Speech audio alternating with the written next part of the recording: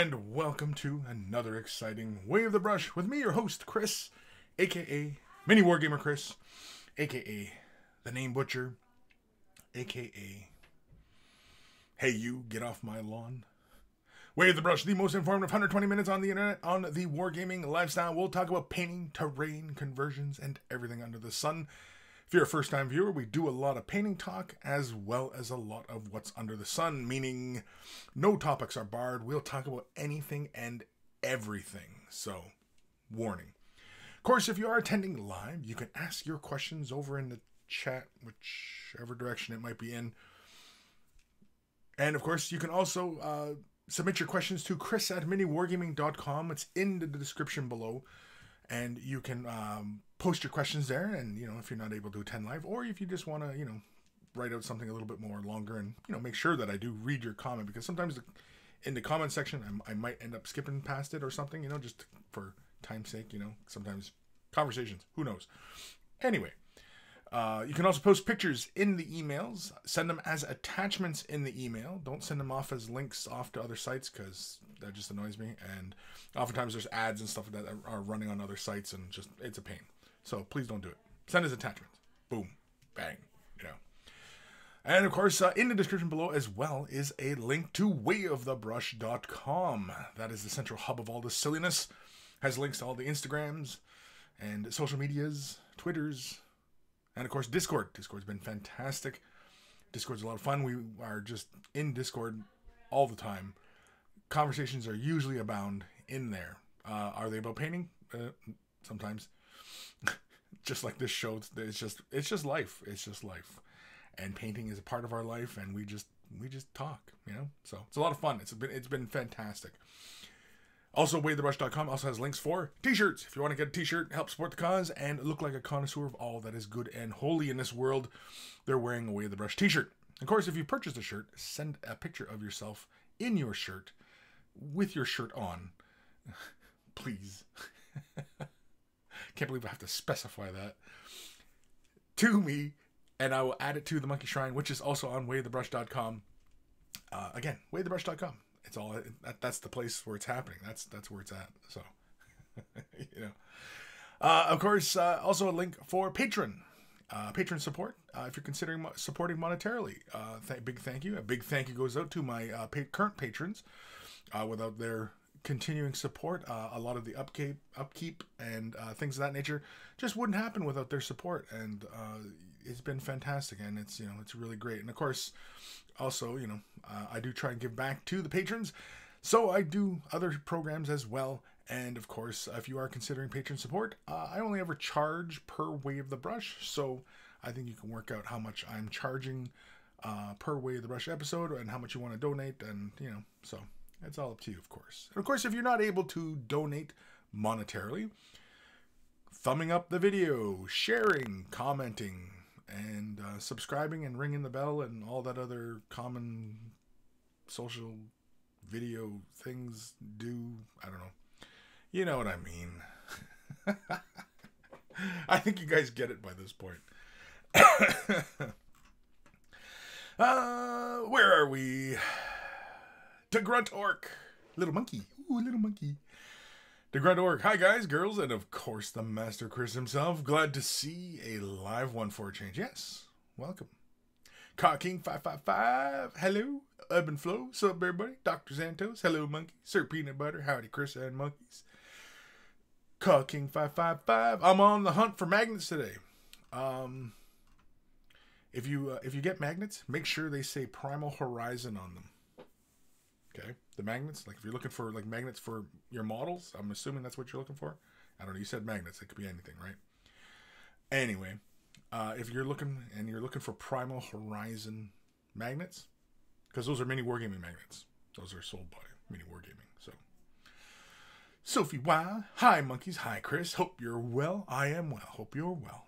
Dr. Santos, time for the stream and rum cola. King. Way of the Brush 246, the weekend before Moving Storm, Mini Wargaming. Yeah, I've already started packing. I think pretty much everybody started packing. Everybody's yeah, about Wednesday, Thursday, everybody kind of was starting to just mill about and, you know, starting to put things together. I was disassembling stuff, and I've got a bazillion little paints to pack up and everything like that. So what I'm doing basically is I'm taking all my little paints, putting them in little boxes, then putting those little boxes into a bigger box, and that bigger box can go into a much larger box. And so, yeah, then I get to move that entire box, disassemble it. Ugh. Oh. But anyway.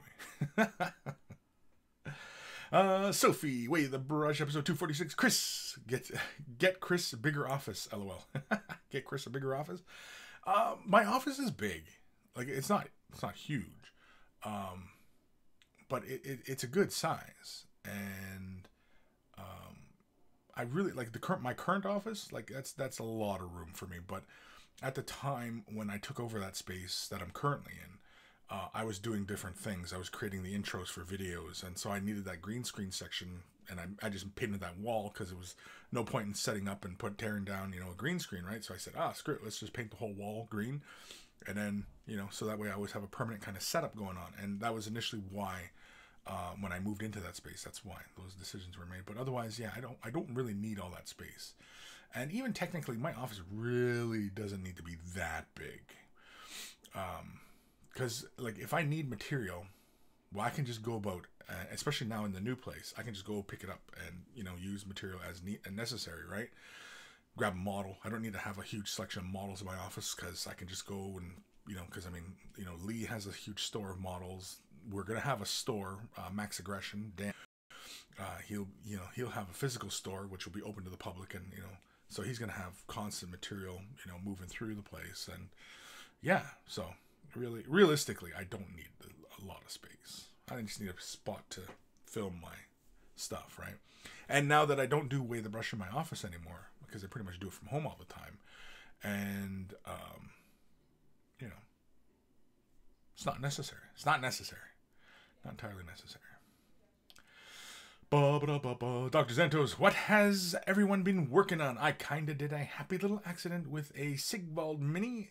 I painted his breastplate with flesh color. Interesting. Yeah, you can still work that into like a non-metallic metal using a flesh color. Because sometimes gold takes on, like, you know, when you see some highlights and stuff like that, it takes on kind of a flesh tone. If you look at the tones. If you're looking at the tonal variation. Yeah. This is very similar.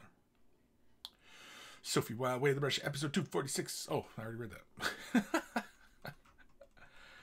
DeGrunt Orc, I'm painting my first Storm Raven gunship myself. Cool. Knitfink, hello everyone. Hello Knitfink. George Hintz, hello Monkeys and Monkey King, hello. Enforcer, sup y'all. Sup. Shogun Ka, William Ka over on Twitch. It's Monkey Day. Monkey Day. Monkey Day. Jim White, thank you, Beer and Blood Bowl. Oh! Cripes, I forgot about Beer and Blood Bowl, right?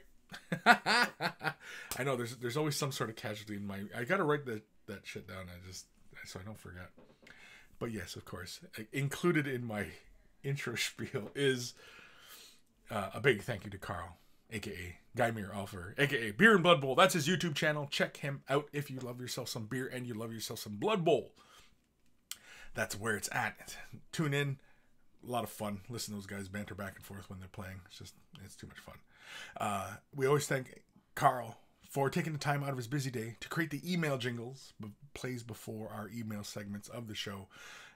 So always a big thank you to Carl, and, you know, and try not to forget him. My bad. G squared. Hi monkeys. Hi Chief Monkey. Chief Monkey. Monkey Chief Monkey. Old Man Logan, hi Chris, hi monkeys, hi. Voice of the Emperor just sent 2 emails. I sent 2 as I forgot to attach pictures in the first email. Cool. Let me see. Oh yeah, I see some emails popped in here. I can see Richard sent me an email. I can see Old Man Logan sent me an email. And I see Richard sent me an email. Oh, okay. Richard sent me. Gotcha. I can count. Shut up. You don't know me. Ishyab011, hey ya Chris, happy Easter to you and the rest of the monkeys, or Passover, or whatever anyone else celebrates. Happy springtime to all. Happy springtime to all. Yes, the sun is beginning to finally shine. The ground is finally starting to warm up. I know some of you guys up in the northern areas is still freezing your butts off, but you know, I'm not. So, you know. But soon enough, it's going to get wicked hot here. Holy moly. Hence why I shaved my head. I'm all shaved up. Some of you might have been watching Painting Auxilium yesterday, and I might have had more hair in my head. And then today, I'm groomed. That's because got a haircut. Because, you know, I can only go about 3, maybe 4 weeks before I have to cut this. Because once I see my hair coming past my ear like that, I got to cut it. Because it's getting just too long. Otherwise, yeah, I got to shave it. And, you know, cut my hair last year, almost a year ago now. Because, you know, it's just getting so hot these days that, you know. And I really wasn't doing much with my hair. And so I said, screw it. Well, I didn't do it. I went to barber to get it done, but anyway. Dr. Santos, oh, it's all right. I think he looks pretty good that way now. Huh? I think he looks pretty good that way. I don't know what he means. What does he mean? I don't know. Voice of the Emperor. Oh, and hi, everybody. Hi. Dr. Santos. Also, it's a pretty wild, well, black hair works for him. Huh? I think that's a conversation I missed. Ramv. Hiya, monkeys. Hi, Kris. Hi, Ramv. Dr. Santos. We had some more snow this week. Yeah, see? Oof. Because Dr. Santos, you're in Finland? Norway? Sweden? Somewhere around that area? Am I close? Pretty sure Dr. Santos is in that area. And as far as I understand, that's pretty far north. If we're talking about the globe. Not the flat earth. We're talking about a globe. Right? So globe, pretty far north. You know, and I'm not surprised that you get snow. I'm kind of surprised like how far really like England is, and like how, you know, really moderate temperature. I realize, you know, people say it's because the temperature that comes off the ocean, but the Atlantic is ice cold.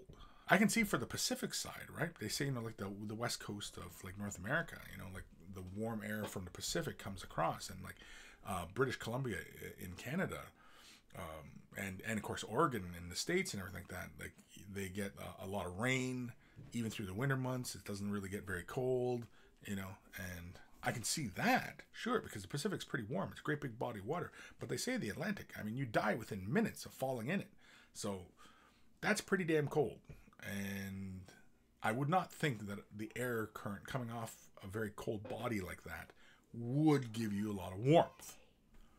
It kind of seems a little counterintuitive. I mean, I lived near the Lake Superior, which I realize is not an ocean, but it's a pretty darn big body of water. And the air currents that come off that, and it affects the climate in the area, and it makes it freaking cold. So, I don't know. Maybe it's because the volcanic vents from Iceland, and it warms the air. I don't know. That sounds stupid. I'm just going to stop talking now.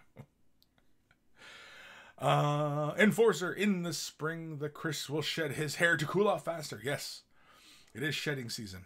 Time to shed. I shall time travel on Twitch and chat here. Dr. Santos, I was referring to Sigvald Mini. Oh, the Sigvald Mini. Gotcha. Sorry. I read it, but I wasn't paying attention. It's kind of an Anchorman type thing, you know. I read the comment, but I'm not really understanding what I'm reading. I'm just spitting it out, you know. Dr. Santos, yeah, I'm in Finland. I knew it. Finland. That's what I said. It was Finland. Still pretty cool here. Yeah, I'd imagine. King, Portland and Finland are on the same climate. They're on the same climate, really. I don't know why I busted into a bit of a French accent. A bit of a Quebecois climate. Syrup peanut butter. Meanwhile, we're already at 90-ish Fahrenheit down here in Texas. Oof. But it's dry heat, right? From what I understand, it's a dry heat. It's not like 90 with the humidity. Because like around here, you can get to like 90 with the humidity. And that's sticky and, you know, like there's no reprieve in humid temperature. I don't like when it's humid in winter or in summer. Yeah, there's just like you sit in the shade in humid temperature and you're just still hot. You're still hot. sit in the sun, you're worse, you know. At least when it's dry, if you go into the shade, it feels cooler, right? You feel cooler. And so there is a little bit of reprieve from the heat in that fashion, right? Whereas when it's humid, oh, there's no escaping. It's just, oh, and it's just, everything just, bleh, you just feel like you're melting. It's like the end of Raiders of the Lost Ark. You just like, and everybody's melting at the end. Yeah, it's like that. It's just awful. It's awful. Awful. Awful. Awful. Awful. Ebb and flow. Florida here, super uncool in many ways. You're saying Florida's uncool? Or... I don't know what you mean. You're going to have to clarify that one, buddy. I'm not sure what you mean by that. It's... Because, I mean, like, the way he's saying it is like, you know, Florida here, man, super uncool, you know, in many ways, right? So I don't know. I just, yes, thanks. That clears it all up. Sir Peanut Butter. Depends on where in Texas. If you're in the south, it's like walking into a boiling cloud. Ooh. Bleh. Bleh. No, thanks. I lived in Tennessee for a bit, Memphis. And yeah, that was like 125 with the humidity. Oh my gosh. It was just dripping. John J. It's okay, everyone. I have arrived. Well, welcome, John J. Dr. Xantus. I used to live like 200 kilometers away from the Arctic Circle. Now I'm about 500 kilometers away, and it is more humidity here. Wow. Very cool. I've never been there. Seems like a fun place. Probably have to go in the summer, not in winter, because probably freeze my ass off. John J. As a hotel manager, competition is fierce in Florida in my industry. Yeah, I'd imagine so. In Florida, oh yeah, getting closer to summertime, sure, everybody from the north's running down there to soak up a bit of sun, which kind of seems kind of silly because it's getting warmer around here. Mind you, the area is nice, and of course I imagine there's that breeze off the water and everything like that, and Florida's relatively flat type of territory, whereas you know, around these parts, it's very hilly. Some areas are very mountainous, valleys, and, you know, dense with vegetation.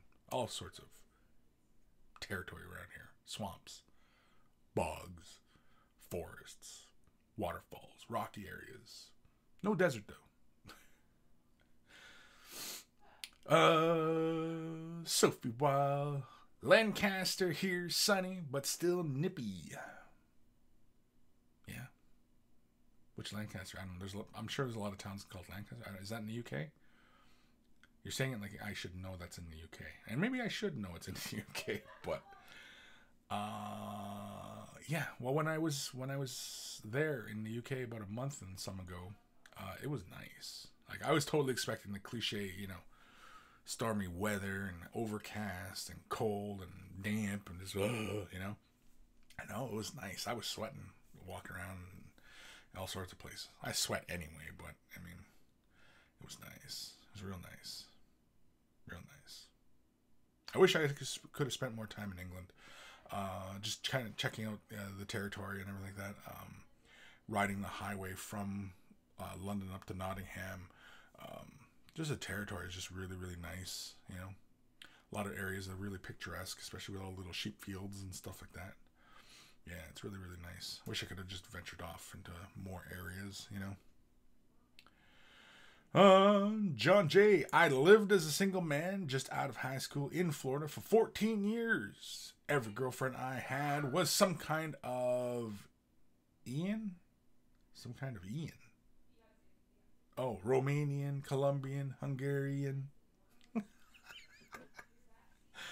Yeah, Florida is not good for hiking in my opinion, but it's great for most other types of terrain. Sure. Yeah. I mean, I played around in Jacksonville, Florida for a little bit. I've been down as far as Orlando. My mother lived in Fort Lauderdale. Jacksonville had some fun territory in it, you know. I went shrimping in Florida, like Jacksonville. That was fun. It was a lot of fun. Anyway. Sophie, yep, UK. Okay. UK.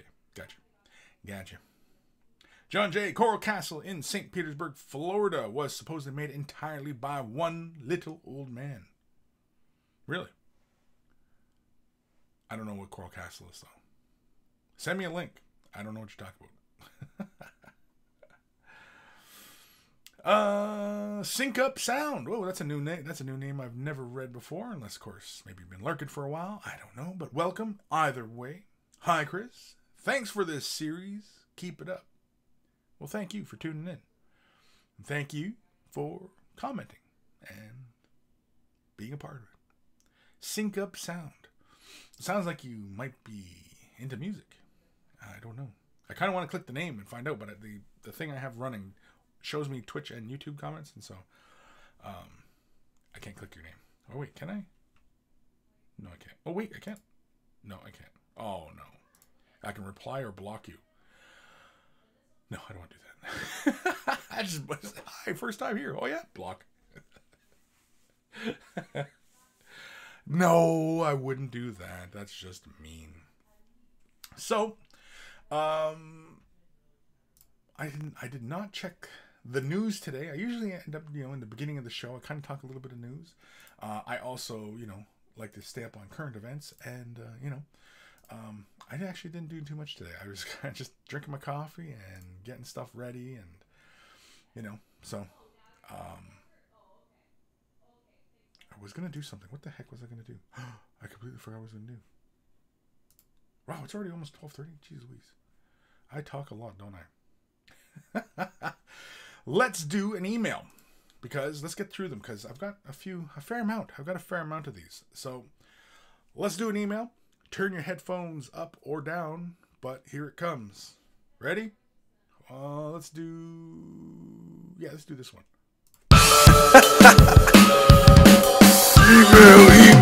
Email time. Email time.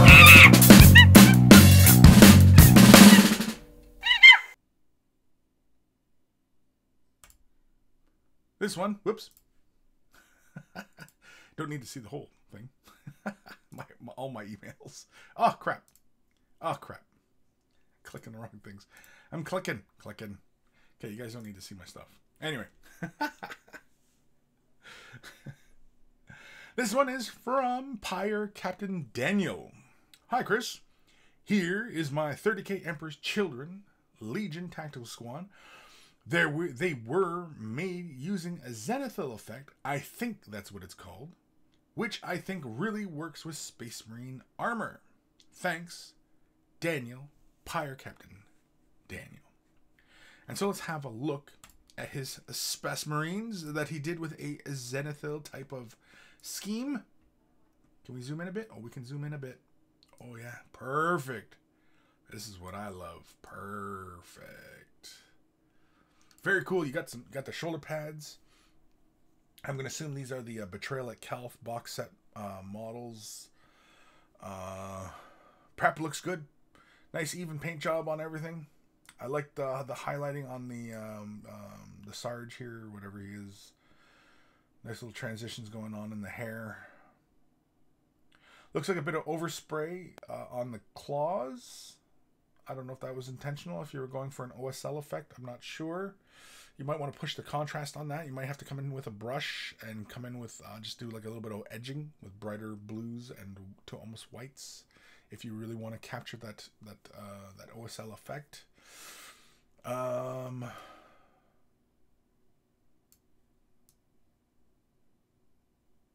Yeah. Look really good, dude. Zoom in. Yeah. The OSL is kind of hard to see in these photos. I can kind of see what you're what you're doing. Like you laid a darker purple and then laid a lighter purple, right? On top in a zenithal type of patterning. That's what we're talking about. To refine it, I think a little bit, you could edge it. I think just a little bit. Looks like you created recessed shades just to separate shoulder pads and the icons and stuff. The joins and the armor plates. I mean, don't get me wrong, it all looks really good. I'm sure in person these are just bedazzling. And I'm sure these were just done for tabletop because you're going to game with them. These look like, you know, gaming pieces, of course. But yeah, I like them. Look good. And you got a nice cohesive little force going on here. Yeah, I think just like a little bit of light edging with like a lighter purple. Even like something like, oh, I don't know. Oh, let's say a very light edging of, say, like Demonette Flesh or Demonette Hide. What the hell is it called? Demonette, where the hell is it? Yeah, Demonette Hide. It's a lighter purple, but it's not, you know, too far from this purple, because this purple looks like you went in with, like, say, Zer's purple and then hit it with Genestealer purple almost, or maybe it's Nagroth and Zer's. Either way, or maybe it's another brand of purple. I don't know, but either way, it works. It looks good. The Zenithal works. I think where Zenithal really will shine for you is when you go for a bit more of a contrastier kind of look. If you went with, say, like a deeper purple, you know, almost like adding a bit of black to the purple, lay it down, and then add come in with pure purple, whatever that tone is, lay it down, and then add a bit of white to that purple, and then lay that down, and then just a little bit of edging with a very light purple. But otherwise, I think that looked great. I think they look fine. They probably look really kick-ass on the table, and yeah, good work. Thank you for sharing that with everybody. Where am I in the comments? I don't know. John J. No, that's not it. Oh, John J. Yeah, it is. Trip to Coral Castle is fun. You take a canoe through gator-infested waters. Literally, they swim by your boat. A short hike after that, and you're at Coral Castle. All that for less than $100. Yeah, swimming in water, gator-infested water sounds delish. Count me in. I mean, don't get me wrong. I like the taste of gator. But I definitely don't want to be swimming around in water infested by gators.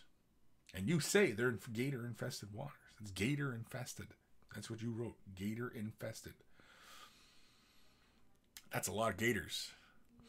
If it's infested. Jim White, an email this early? Unexpected. I know, right? Staying on top of things, because I'm kind of rolling with the punches, as it were. As it were. Whatever were was. Enforcer. Damn, Kris, look at all that spam mail. I know. Well, Mike, it's not. No, that all isn't spam mail. That's because that was from Matt. That's from Mike. I had some from Dark Commission. We were talking. Some of my bank. Some other little sites I deal with. And yeah. Oh, yeah.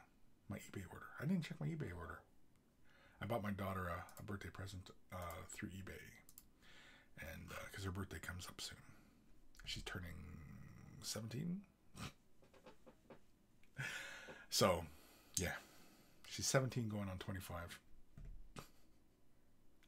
And the sad thing is that she's far more mature than her dad. Anyway. Jim White, nice work. Yeah, it is nice work. I like it. I thought those Marines looked cool. Enforcer, God, I love Mark IV Marines. God, you love them. You love them. Yeah, Mark IV are pretty cool. I like the simpler design to them. I kind of wish, though, I realize that, it's kind of dumb, but I kind of wish they were bigger. Like Primaris size. I wish you know, they made those Mark IVs bigger. I want bigger Marines. I just want bigger Marines. That's all I want.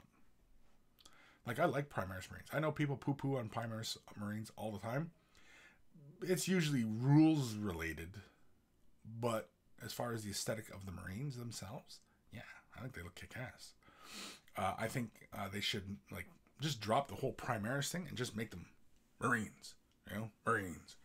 And, you know, give us the Stern Guard. Give us, you know, the Honor Guards. Give us, you know, Long Fangs. And, you know, like, just up the scale already. Give us all the Marine stuff that we all know and love. Just make it bigger. You know. I realize some of you might be saying, well, wait, Chris. Wait. Size doesn't matter. And you're right most of the time. Because it's not always not about the length. Sometimes it's about the girth. And I like girthy Marines as well.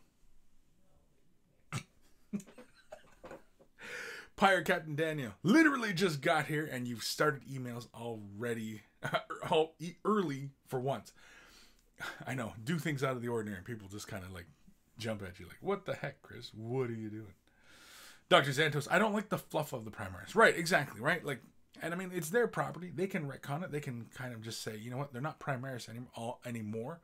They're only Primaris in the regards that they are the first Marines to get bumped up like this, but now all Marines are just Marines, right? Just drop the Primaris thing. They're all just Space Marines. They're just all big dudes now, you know? Because I want to see Stern Guard Primaris. And I'd like to see the larger Marine scale, but with the older Marine armors. I'd like to see that. You know, I'd like to see like a larger Mark 6, you know, Mark 5, 4, you know, pre-heresy, post-heresy, you know what I mean? Like, I want to see all these different armor variants, but all in that larger scale. Because, I mean, the Primaris size is kick-ass. Do I have a Primaris Marine sitting around? I do not. Like, here, you know, like, I've talked about this many times. You want proof of scale creep, and, you know, the models are getting bigger. Here is the new Spirit Seer. He came in the Wake the Dead box, right? That was what it's called, right? He still comes on a 25mm base, which is kind of annoying. I should have glued him to another base, but I didn't. I could have. I didn't. I should have. I didn't. Anyway, I gotta make sure I'm framed up properly here. You know what? Let's go. Let's zoom in. Let's zoom in. Let's use the zoom feature. We got the zoom feature here. Let's use the zoom feature. So yeah, let's do that. And I like, you know, I want bigger Marines or big Marines. I do want bigger Marines, but I also want bigger Eldar. And not zoom. I want focus. So there we go. So, right, we got bigger. He's still primer, or not primer. He's still bare plastic. But when you look at here, let's zoom out a bit. I want to zoom in too far. Let's go about here. So when you look at them, okay, look at that. He's bigger than a striking Scorpion Exarch. Look at that. He's almost a full head taller. Look at that. Right? Here, let me try and angle them properly so it looks like I'm not skewing the thing, right? But look at that. He's almost a head taller than an Exarch. And they're standing on the same space. Right? They both have their foot on the same thing. You know what I mean? Like, look where their knees are. So, Eldar are going to get bigger. And I think... Where was that? Oh, right there. I think the models are going to get bigger. And, you know. And I just want Eldar out of Finecast. I don't want Finecast Eldar anymore. Because Finecast is annoying. Cleaning those Scorpions, I haven't even finished cleaning them all. There's too many damn little flash things on them. It's just annoying. Now, mind you, it's annoying. But with a nice sharp X-Acto blade, it's easy to, because Finecast is so soft, it's easy to come in, just kind of, you know, just nick those things right out of there, and, you know, no problem. But it's annoying because you got to nick this, nick that, and, you know, it's just, you know. But yeah, I mean, Eldar are getting bigger. I mean, even if you look at the Eldar Autarch with the wings, well, he's huge by comparison. The Vizark from the Triumvirate, he's huge in comparison to other Eldar. Like, he's gigantic. He's the right scale if he is supposed to be as tall. Like, they're supposed to be taller than a man. Do I have an Imperial Guard model? I don't have an Imperial Guard model around, do I? Well, I do, but I'd have to go digging for it. But anyway. Yeah. Just bigger. Just give me bigger models. I like bigger models. I think because as I get older, dealing with these fiddly little small things just kind of becomes annoying, you know? Yeah. Dark Commission. Hi, Kris and all. Hello, Dark Commission. Sir Peanut Butter. I've come to terms with most of the aesthetic, but agree that the fluff is awful. See, and I've not read a lot of the fluff regarding the Primaris stuff, especially with the whole Dark Imperium and stuff like that. I've not read a lot of that fluff. Just, so many hours in a day, right? Aaron Seach, I have said it before and I will say it again. I want Pedro in Primaris armor. Pedro in Primaris armor would be awesome. But I think for a Marine of Pedro's standing, I think it'd be more appropriate for him to be in Gravis armor. But him in Gravis armor would be kick-ass too. Because I can see him with like the big power glove, and he has his Stormbolter, on his hand and everything. And of course he's always got the big skulls on his power glove, I always like that. That looks cool. Anyway. Voice of the Emperor. Bah, I always hear I don't like the fluff for Primaris. Seriously, it's not like the rest of the fluff was War and Peace. True. Matthew Perez. Notification never popped up, but I am here. Good morning, everyone. Good morning. Aaron. Finecast is bull. I have literally had to repair every single Finecast model I have built. Yeah, I can see that. I can see, because again, the stuff is just so darn brittle, right? Like, it does not take much to just break a piece off, and so yeah, they've got to update the Eldar. The Eldar are now in dire need of updating. Dire. It's dire. And there's dire Avengers. So it's a dire situation. Vasily, why do my messages get sent but then disappear almost instantly? I don't know. It's probably your servers in Russia. Maybe they're watching you. I don't know. Why do my messages get sent but then disappear almost instantly? I don't know. Yeah, because you haven't sent me an email in a while. Have you? I don't know. Let me see here. Let me go over here. When was the last time I got an email from Vasily? Been a good long while since I got one.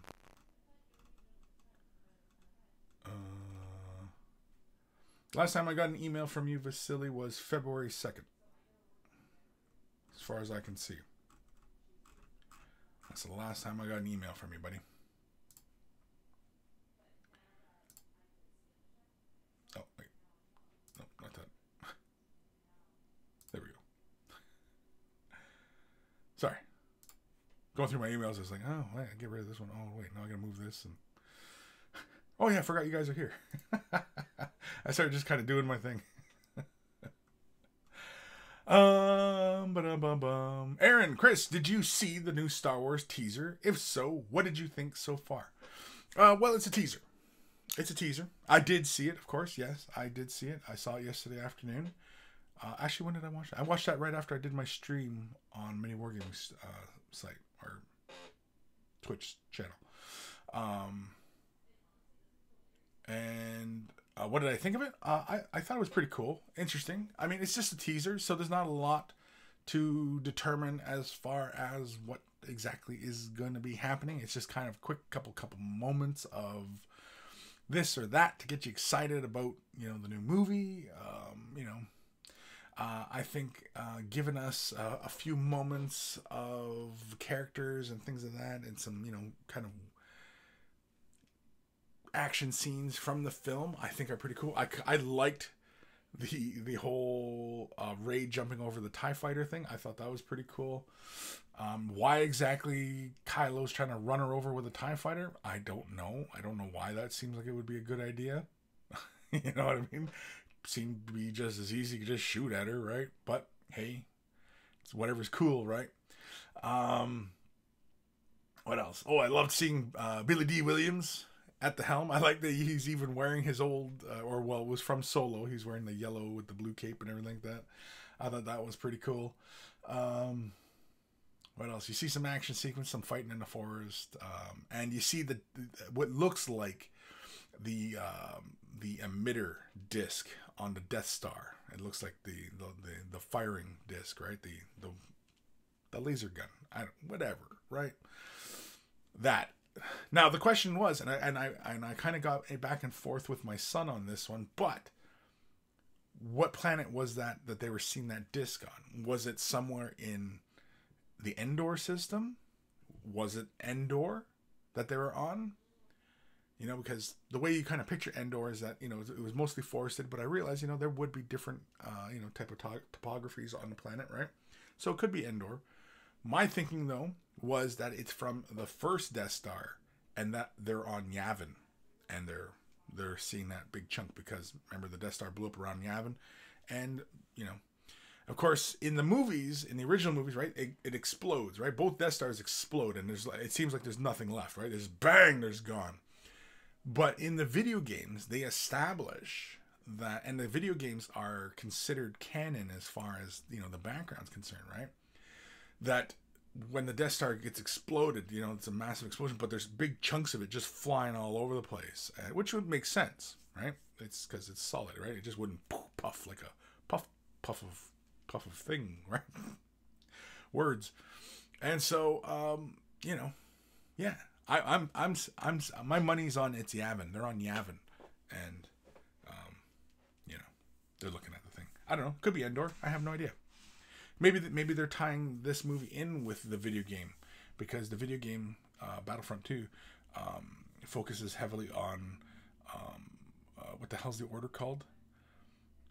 In anybody who's played Battlefront 2 or Battlefront 2, the characters, it's about Inferno Squadron, which is this Empire Special Forces unit, and the Death Star gets exploded. The forces are all on Endor and see the thing get destroyed, and basically it's kind of what the Empire does after that, after the death of the Emperor. And of course, you know, maybe that's what, you know, when you hear the Emperor laughing, that's what we're hearing, is because in the game there's this droid, a messenger droid, or what is he called, the emissary or something like that, and he's got, you know, the Emperor in his face because he's recorded, the Emperor recorded messages, right? And so maybe that's what we're seeing, and it's one of those droids cruising around, and maybe that's what's, you know, informing the First Order, is one of these droids. There's, you know, I don't know, who knows? It's a lot of speculation, but either way, I think it's really cool. I mean, until, you know, a full kind of trailer comes out, I mean, you know, you can't really kind of you know, surmise what exactly is going on with this movie. Of course, the title, The Rise of Skywalker. You know, what does that allude to, right? So, who knows? Who knows? Considering that this is like the end of the saga, and the last movie is called The Rise of Skywalker, when, like, wouldn't Episode 1 have been The Rise of Skywalker? Because, right?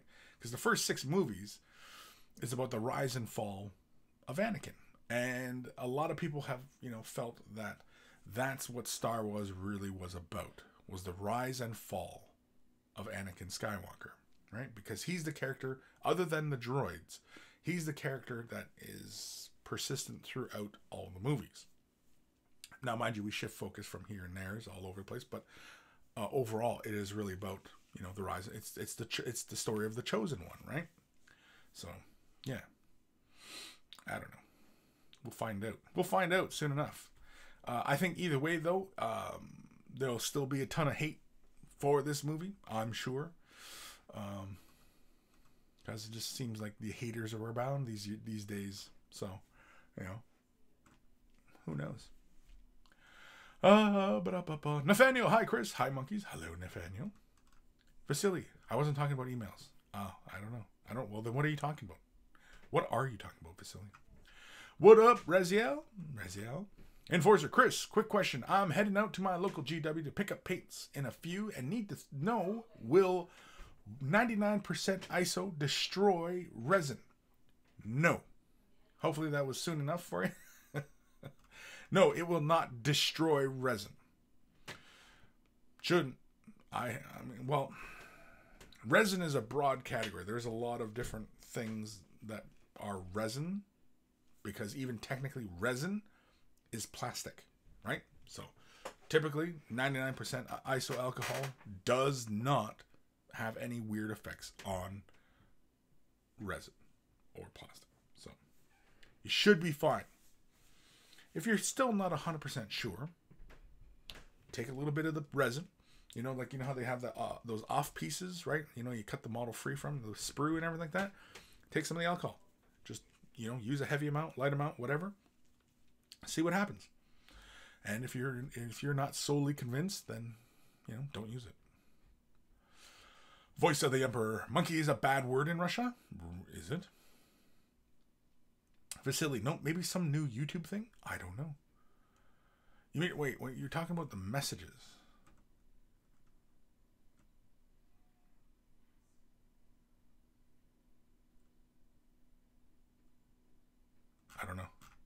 I don't know, Vasily. It's some weird crap. Some weird crap going on there, buddy. I'm falling behind a bit on these comments here. Pirate Captain Daniel, thanks, Kris. Just being back to see your comments. There's their Army Painter and Vallejo purples applied, like you said, with the black plain purple with white. Didn't add edging as I thought it would ruin the transition effect that layering with the airbrush provides, but I definitely consider it in the next lot of Emperor's Children. And yes, seeing the pics on the screen, you really can't see the transition. Yeah, that's all fine. I'm sure, like I said, I'm sure in person that they look really fantastic. But yeah, you might want to take a bit of that purple, add just a bit of white to it, and just create just an edge, like just a final little highlight. You don't have to do like a final airbrushed highlight on them, just a small little edging, just tiny, not an entire perimeter of the area type of thing, just on the high points where your high point of the zenithal highlight went, just a little minor, like a line, right? Like on the shoulder pad, right? You have the darker purple, but then you have the lighter purple on top like that, and then just a little edging up by the trim of the shoulder pad, just a little edging there, and that's it. It doesn't have to go very far. Try it out. If you don't like it, then you just cover over it, right? Vasily, can somebody try writing monkeys with article before the word? Whoa, what? John J. Kris, what do you think if Pedro Fernandez Pedro Fernandez work? Oh, was that the sculptor you sent me the links to? Because if it's a sculptor, then I like them. Trying to remember where the hell that was. Because yeah, we were talking about that before. Yeah, Pedro. Yeah, the sculpting's really great. Anybody who's, you know, not familiar with this artist, you just type in PedroFernandezWorks.com and check him out. Really great sculptor. Yeah, I've seen the troll before. And there was something else I had seen before of this guy. So I was like, oh, I didn't realize that was him. I like the little skull packs and everything like that. And the satyr dude, I like him. He's pretty cool. And the Iris, that's a pretty cool looking bust as well. Be kind of fun to do something like that. Yeah, something fun, you know. Anyway, you know what? Might even pick that one up just for giggles. But yeah, the sculpting's great. Yeah, I like them. The busts are cool. All the busts. The 75 mil, the skulls and stuff. Yeah, those are cool. Yeah. Anyway, so yeah, John. Yeah, I like the sculpts. Very, very cool. Would I get one? Most likely. Am I going to get one right now? No, not really, but it's on the list.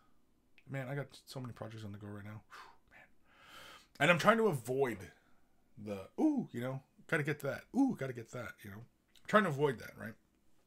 Because there's a lot of projects on the go right now. And the big one that I want to get going on, of course, is this guy. I've got to get going on this guy. So, you know.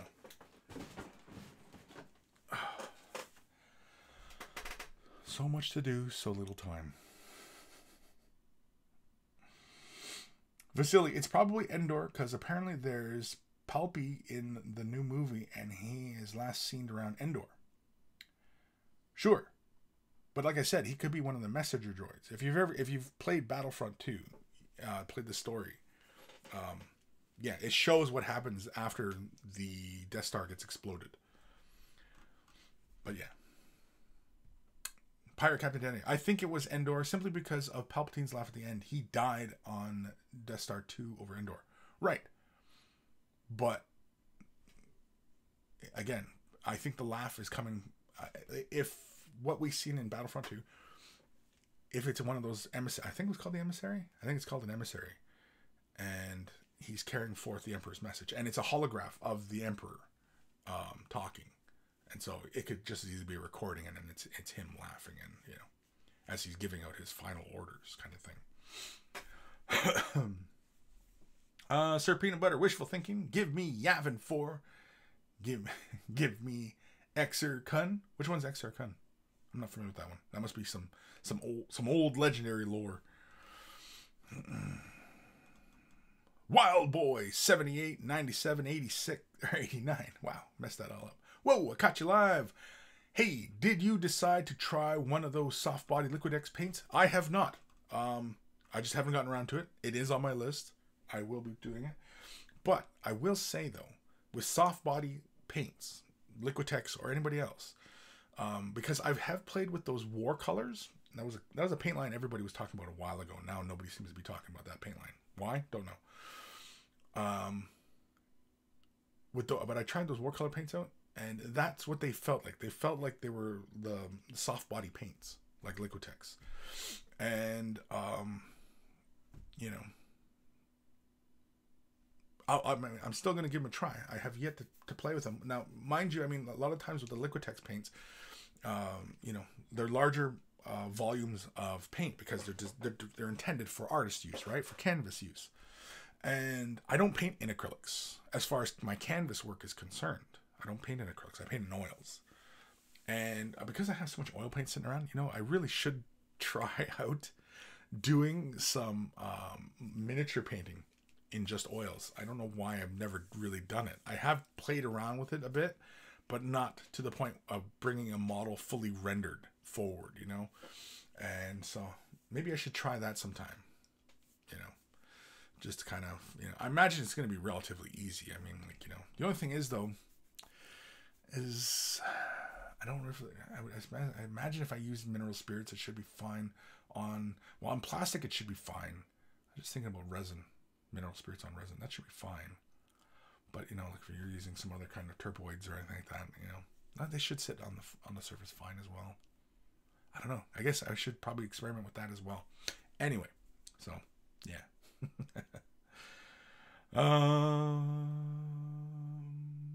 Dr. Santos, I'm gonna be pissed if it's just an echo of Palpatine.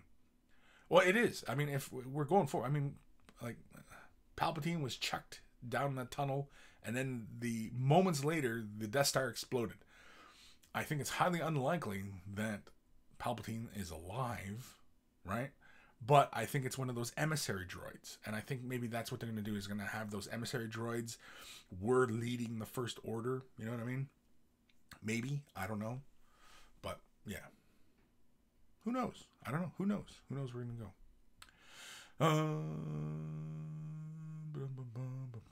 Pirate Captain Daniel. Some people been saying that Snoke was a clone of Palpatine. In Legends, he created a lot of clones of himself to survive as vessels, and Snoke was just a deformed vessel. Interesting. I think too many people go in too far with the whole Snoke thing. And, you know, I realize this day and age that everybody wants to know every little detail about every little thing in these movies, because over time, Star Wars has become that. But originally, like when Star Wars came out, like when we got introduced to the Emperor in the third movie, we didn't know shit about him, right? And then he's killed in the same movie. But people weren't all, what's the deal with the Emperor? Oh my God, it's so stupid. The Emperor died, so he's, blah, blah, you know what I mean? Like, and so, like, obviously times change, of course. And, opinions towards these things change. I wasn't upset that, Snoke's backstory wasn't explored. He's not an important character. The movie's not about him. The movie's about Rey and obviously Kylo, right? And of course the other supporting characters. But, it's not about Snoke. It wasn't about Snoke. It wasn't, what did we really need to know about him? I didn't care that he died. The movie's not about him. Vasily Palpy gonna use Kylo because he's got a force crush on Skywalkers. Disco Duke, there he is. Hey y'all, hi y'all. Enforcer. Oh, thank God. Okay. Well, Forge World Resin. Oh, Enforcer, Forge World Resin. Yeah. As far as I've used alcohol on Forge World Resin and nothing funny happens. So, yeah. Wild Boys 78, 97, 89. Well, people didn't like the new Star Wars in 2000, but now they are classics. Yeah. Yeah. I mean, when episode 1 came out, episode 2, episode 3, people shat on those. And now people just look back on those as those are paragons of good movies. And, people just going to hate. People just going to hate, man. They're just going to hate. And there's people out there who just hate on this just to hate on it, which is ridiculous, which is ridiculous. Like, they've never watched Star Wars in their entire lives. You're going to go see it? Oh, no, it's complete crap. All right, that doesn't make no sense. Sync up sound. Haha, yeah, Star Wars Episode 8 made Episode 1 look like a masterpiece. Yeah, kind of, right? I wouldn't go as far, but I mean, like, it does make it look like a masterpiece, right? It's cinematic genius that Lucas was. Now, mind you, don't get me wrong. I mean, Lucas was a good filmmaker.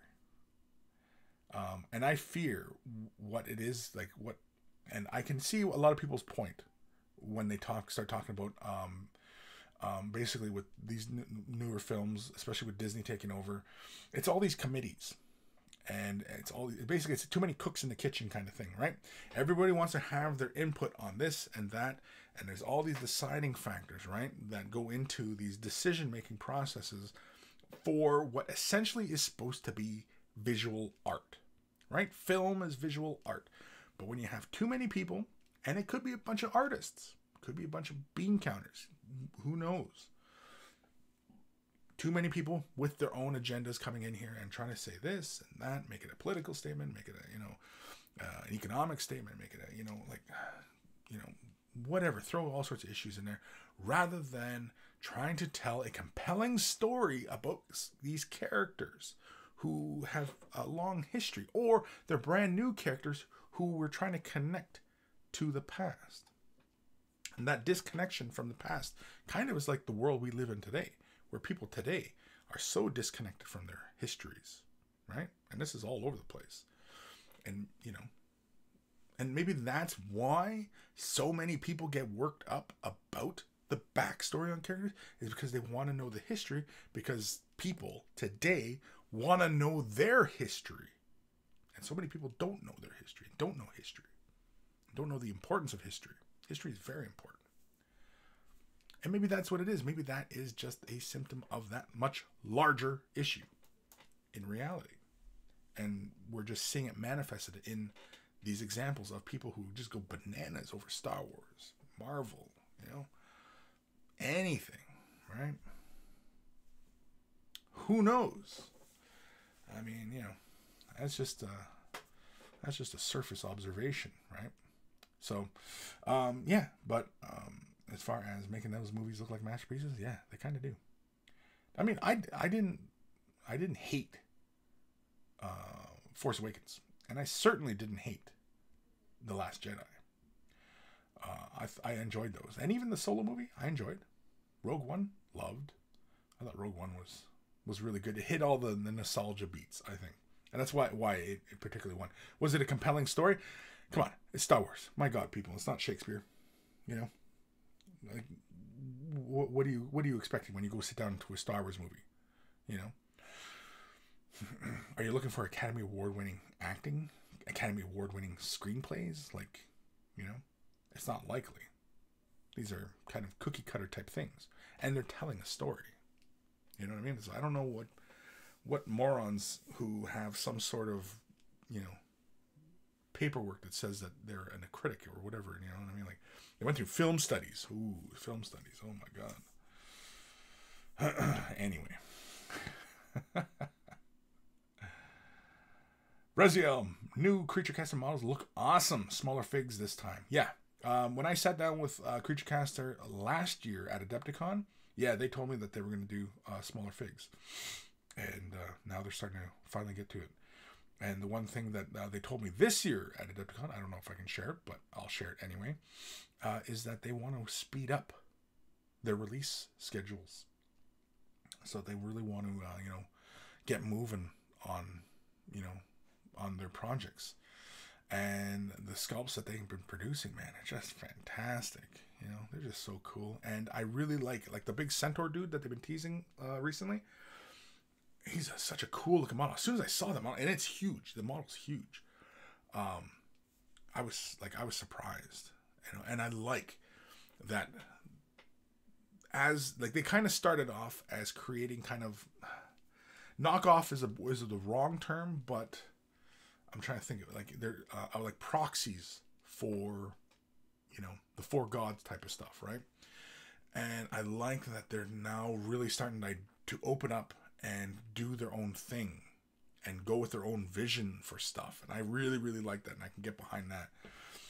Creature Caster is one of those companies that I can totally get behind, especially as they keep moving forward, and their designs, you know, are just so darn cool. And I like that, similar to almost like Kingdom Death, where they're willing to push the boundaries a bit. I like that as well, and I can always cheer on somebody who's willing to push at the boundaries of things. That's my kind of jam. I like outside the box thinking. I like outside the norm. You know, that to me feels fresh. Nathaniel, I wrote the monkeys and nothing happened. I don't know. I don't know I don't know what you guys are doing. What are you guys doing? I don't know.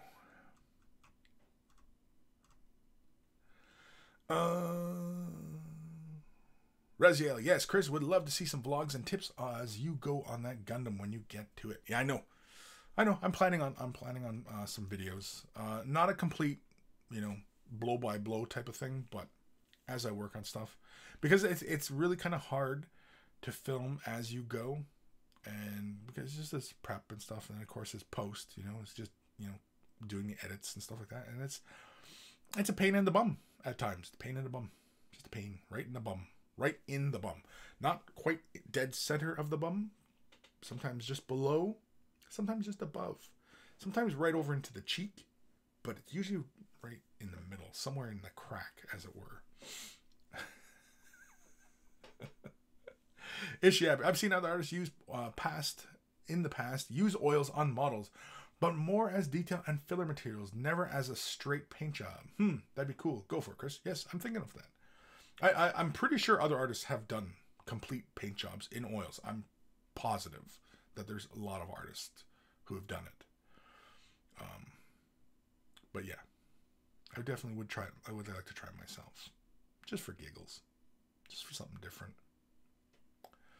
I think what it is, I think that would draw me to using oils with instead of acrylics is the one property that oils, in my opinion, have over acrylic paints. Now I'm talking about artists. and painting and, you know, actual artwork, real artwork, is oils don't color shift when they dry. You ever notice your acrylic paint? It's nice and vibrant when you mix it on the palette and you apply it to the model. It looks great. And when it dries, it's a slightly different value from what it was on your palette. Oils don't do that. Oils don't color shift. At least not perceptibly anyway. Acrylics do. They change. And usually that change is when it goes from wet, and if it's a dry medium. Like if the paint dries with a matte finish, you really notice the color shifting. Whereas oils, you don't notice it. And that's why I like oils over acrylics, because there's no color shift when it dries. I don't even know where I am in these comments. Slapdash Minis. There's Tyler. What's happening, buddy? What's happening? Hope everything's good up in the north. You still buried in snow? Yeah? Now he's shaking his fist at the screen. Screw you, Bello. Anyway. Vasily, prequels are liked now only because of all the memes. Yeah, they're liked now because of all the memes, yeah. Pirate Captain Danny, the prequels are so-so, but the Clone Wars came from the prequels, and that TV series was great. Yes, and I'm excited.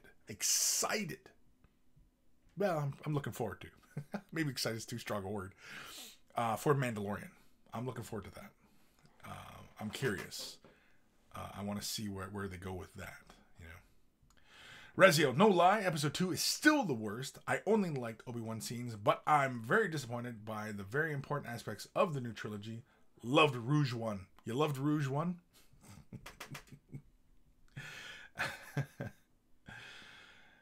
Jim White, Way of the Brush, episode 246. Tell an epic story. I like that. I like it a lot. Good call, Jim. Damn it, guys are so clever sometimes. Just, you know, I don't know what to do being surrounded by so many damn clever people all the time. Just makes me look like a dumbass. And I'm sitting up here talking away, jabbering on about stuff, and you know, you guys are talking some real stuff. Sophie Wild, Kris should name this episode the Star Wars debate. Yeah, no, if I did that, I mean, that sounds kind of clickbaity. I mean, mind you, I had been going on about Star Wars for a bit, but Vasily, episode 200 something, Star Wars 9 react video. Yeah. Jim, episode 246. It's not Shakespeare. Am I talking about the show or the Star Wars? It's certainly not Shakespeare. Vasily, this way you'll get yourself some views, Kris. Think about it. You know what? I'm not. John, I just read John's comment. Hold on. You know what, Vasily? I'm really not that concerned about the views. I know that this video, you know, not so many people tune in, and I know not a lot of people tune in afterwards. You know, I like to think of being a bit more, I don't know, tighter knit group. I'd rather have this and all of us, you know, sharing this experience amongst closer individuals rather than appealing to an entire mass of people, right? And I think really because things like Discord have just kind of drawn everybody in, and you know, like everybody's made friends, and you know what I mean? And it's fantastic. It's fantastic, and that's what I like, and that's what I've intended to build is a little community. You know, are we a big community? No. Are we going to be a big community? Who knows? Don't care. It's not really what the intention was. Build a community. If the community gets large, it gets large. Fantastic. But oftentimes, as the community gets larger, more things start developing, more, you know, BS happens. And so I'm fine with where this is all at. I'm fine with it. And especially with, you know, things like, you know, contributions, support, Patreon support and all that. You know, it's enough. It's enough. It sustains itself. And that's good. That's a good thing. John J. Episode 246. Show your hobby girth.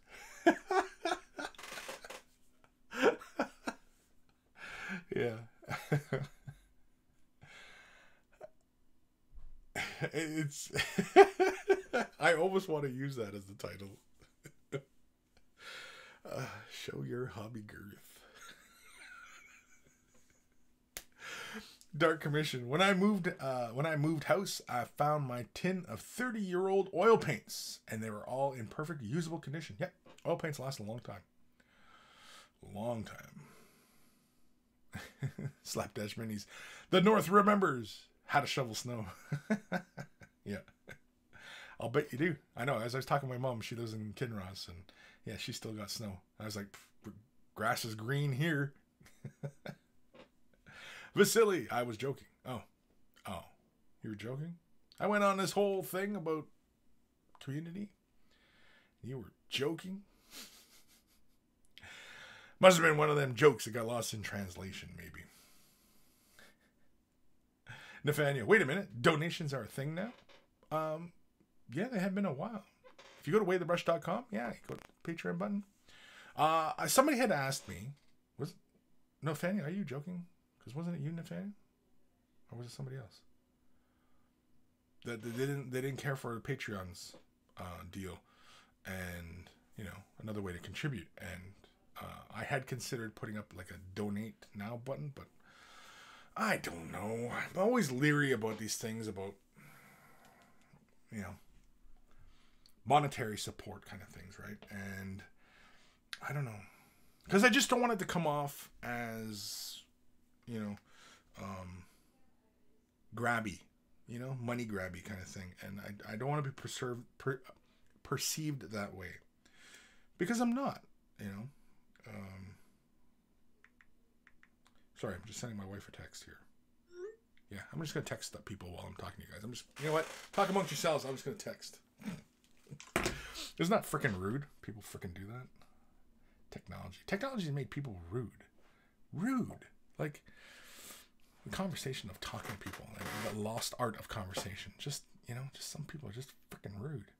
Just want to, maybe because I'm getting older now and just, becoming more and more intolerant towards things. But, social things, and they're social because that's the foundation of society. Otherwise we just devolve into ape-like things running around being rude to each other, which is kind of where we're at right now, kind of thing. I see these people just like monkeys, and you ever watch chimpanzees running around, and the social dynamics of a pack of orangutans, like just anyway. Where am I? I don't know. Where the hell am I? Oh, Dr. Santos. It's much better to be a specific target group and not a wider audience. I've seen it happen a couple of times so far. Sure. I mean, like, this show. I mean, like, this show can go anywhere. This format can go anywhere. And we kind of do go anywhere. But that's kind of the fun. But, I mean, we all start off as hobbyists, But, I mean, like, we're all supposed to enjoy and love this hobby, right? We're all supposed to, this is, like, for a vast majority of you, this is the time that you get out of your busy week to sit down, do a bit of hobbying, enjoy yourself, And so, this is the time to unplug and, and hopefully you're doing that right now while you're listening to me badger on about stuff. Slapdash Minis. Yeah, apparently if you hit the money, buy the chat, you can send cheers, buy coffee, beer. Yeah, I'm not worried about that super chat stuff. I mean, if you want to send donations that way, that's fine. I'm not turning anybody down. I mean, every little bit helps. So, yeah. Slapdash Minis. Episode title goes to the highest bidder. Oh, I see what you're saying. Oh, okay, I see what you're saying. Yeah. I wouldn't do that. Super chat donations, whoever puts in the best or highest amount wins the title of the show. Yeah, I really would. No. maybe if it was like a fundraiser type thing, sure. But then somebody could donate $1,000 and put something really obscene and offensive in there. And, you know, by my agreement, I would have to put it up there, right? So, no, I mean, I like our current system of just random, as we're talking, and, you know, that kind of develops as what the title of the show is. I like that. I like that aspect because it's very organic. And that's what I like. I like this organic kind of process because anything can happen. It's kind of like jazz, right? Anything can happen. You know, we just kind of go with the flow and anything, you know. Yeah. Anyway, Aaron Seach, hobby girth should be a section on Discord for everyone to show how well their hobby girth finished models of terrain and such. Oh, we already have channels for that, Aaron. I don't think we need to have a channel for hobby girth. Man, I can't even spit it out. Oh, man. Oh, jeez. Slapdash. It seems he can't see them. Why? Are you sending that stuff? You're not sending that stuff, are you? You know what? I'm not seeing it because freaking YouTube, they're doing this creator studio. And you know what? I don't get notifications of that. Have you been sending that kind of message? Yeah, something is broken. Not seeing. I'm telling YouTube right now because I'm kind of pissed right now. Not seeing super chat. Is that what you've been doing, Tyler? Has you been YouTube? The more you change things, the more you freaking mess it up. Let me go back to the thing here. Okay, let me go to my stream now. Okay. Jeez, did I break it? Shit, I broke it. Oh, it's broke. Okay, have you been doing super chat? You have been doing super chat. I'm sorry, man. I'm sorry, Tyler. Buddy. Is this beer money? Is that what this is? You're sending me beer money? Are you buying me a beer? If you're buying me a beer, then yeah. So Tyler, yeah. So total Tyler sent me, well, $2 and then $6.66. And yeah, he said dance monkey and cheers to beers. Yes, cheers to beers. You know what? I've actually cut back way back on my alcohol consumption. Way back. Like to responsible adult type levels. I know, boring, right? And then yeah, I know, I see it now, Tyler. Yeah, thanks, buddy. I see it now. Yeah, so dance, like a full dance or kind of a half dance. Maybe just my feet. Or just the upper half. Take your pick. Or like a full, I can't do the full body dance because then it won't show up on camera. You'll just be looking at my crotch moving around. And again, this ain't that kind of stream. This ain't that kind of live show. But thanks, Tyler. Slapdash Minis for the super chats there, buddy. Yeah, I'm sorry I didn't see those. And usually this program shows me. I seen that there was blank things, but it, yeah, again, these yeah. I know you seen it said 666 because it's funny. I know, I see that. That was good. Good. I got it. Good for a laugh. I laughed. I lulzed. I don't know. Anyway. Oh, Razio, I think it was me. Yeah, you were on Patreon. Got off time. Yeah. And that's fine. No worries. And I think we had talked about like doing a donate now, and I was like, yeah, I don't want to do that. You know, again, I'm kind of a karma kind of guy. And you know, if I was geared towards drawing in large amounts of money, I would feel compelled to have to give more. And I don't know if I have the time for that. You know what I mean? Like, and so where I'm at right now, I think is a pretty comfortable level of give and take. You guys have given me just enough to keep things running. And, you know, I mean, yeah, if there was more, sure. And I'd probably put it towards, you know, because I mean, like right now, like new computer. I need a new computer, especially for my home stuff, you know. But I mean, it would be, I most likely put it all towards maybe even models, paint setup, you know, equipment, what have you, right? It'd mostly go towards equipment, but also because I mean, like site upkeep, you know, things of that nature. Those all cost. URLs, you know, at all costs.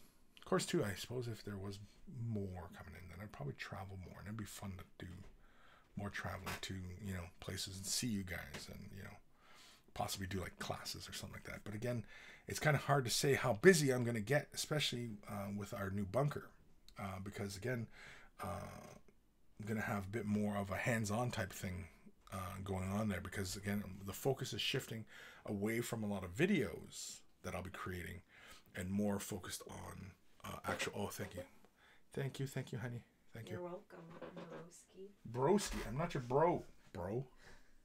Quit calling me bro. What kind of daughter calls her dad bro? Like, what kind of crazy crap is that? Bro. Anyway, where was I? Everything's good.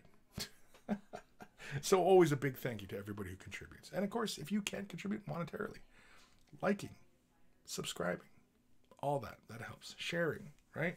When somebody's asking for painting help on any forum that you might visit, and you go, hey, you know what? I listened to this schmuck, and, you know, he often spits out some useful information once in a while between jabbering on about Star Wars or whatever.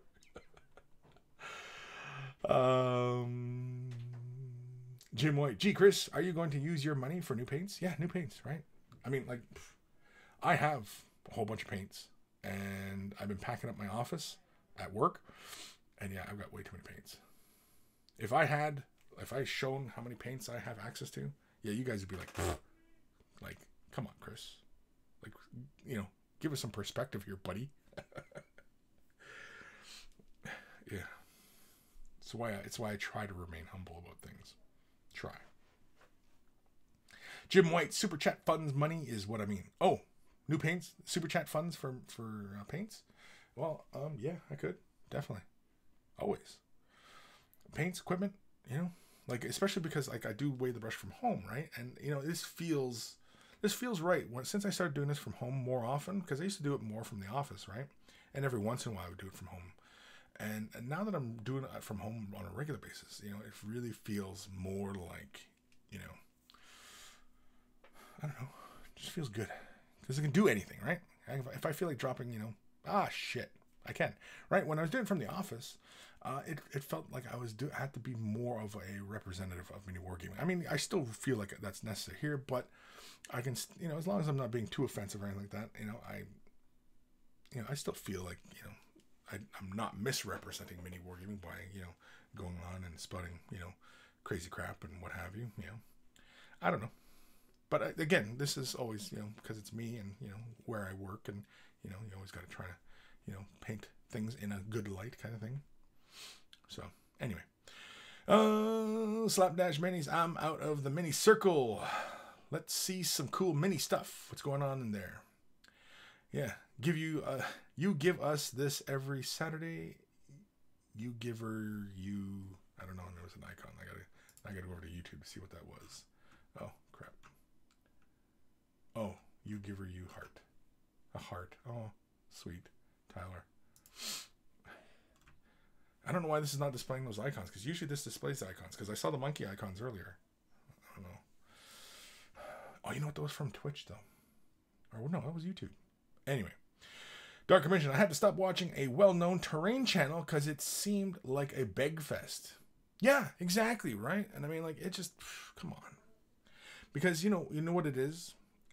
It's because they see examples of really successful YouTubers and Twitch people, and they say, you know what, I can do that. But for me to support somebody like that, you kind of have to be exceptional or be doing something outside the box. And if you're just doing the same thing and rehashing somebody else's information, take a walk. You know? Nah. Slapdash, hi, boo. Yeah, you're going to have to send her a message. Say, hi, boo. Say, I heard you on the stream. I don't know if you've ever texted her, but yeah. She probably won't even know who you are. She'll be, who the heck's this creep? Oh no, some creep is following me. I'm being creepered. Warbuster. Sorry I'm late to the party. Hey y'all. Hi Kris. Welcome Warbuster. Welcome. Jim White. Did she mean Brother Bello? Yeah, she called me bro. Like what? Whose daughter calls their dad bro? Mine, apparently. Nathaniel, if every one of your 9,000 followers donated $1, you could buy a lot of new things. Yeah. But the subscriber count on YouTube, that is not very accurate of active viewers, right? Of active viewers, that's not very accurate. Because if it was more accurate, then 9,000 followers, it's like, say for a channel who has 10,000 followers, you would think, okay, his videos should reach 10,000 within the span of a day or so of posting, right? But that's very rarely the case. You know, so again, I mean, like, you know, because I mean, like, mini wargaming is like over 300,000 subscribers on YouTube. And the first day a video drops, it only gets maybe 1,000 to 3,000. You know what I mean? Like that's 1%. That's 1% of the subscribers that actively follow, right? So, you know, just saying. Sophie Wild, call my dad Ancient One at times. Well, I used to call my dad Old Man. Like, you know, I say, hey, old man, what's happening, you know? You know, because he was older. And he was a man. But yeah, I never called him bro, you know? And I certainly wouldn't have called my mother bro. Like, kind of crazy crap is that? Kids these days. See, that's why they need slaps. They're just...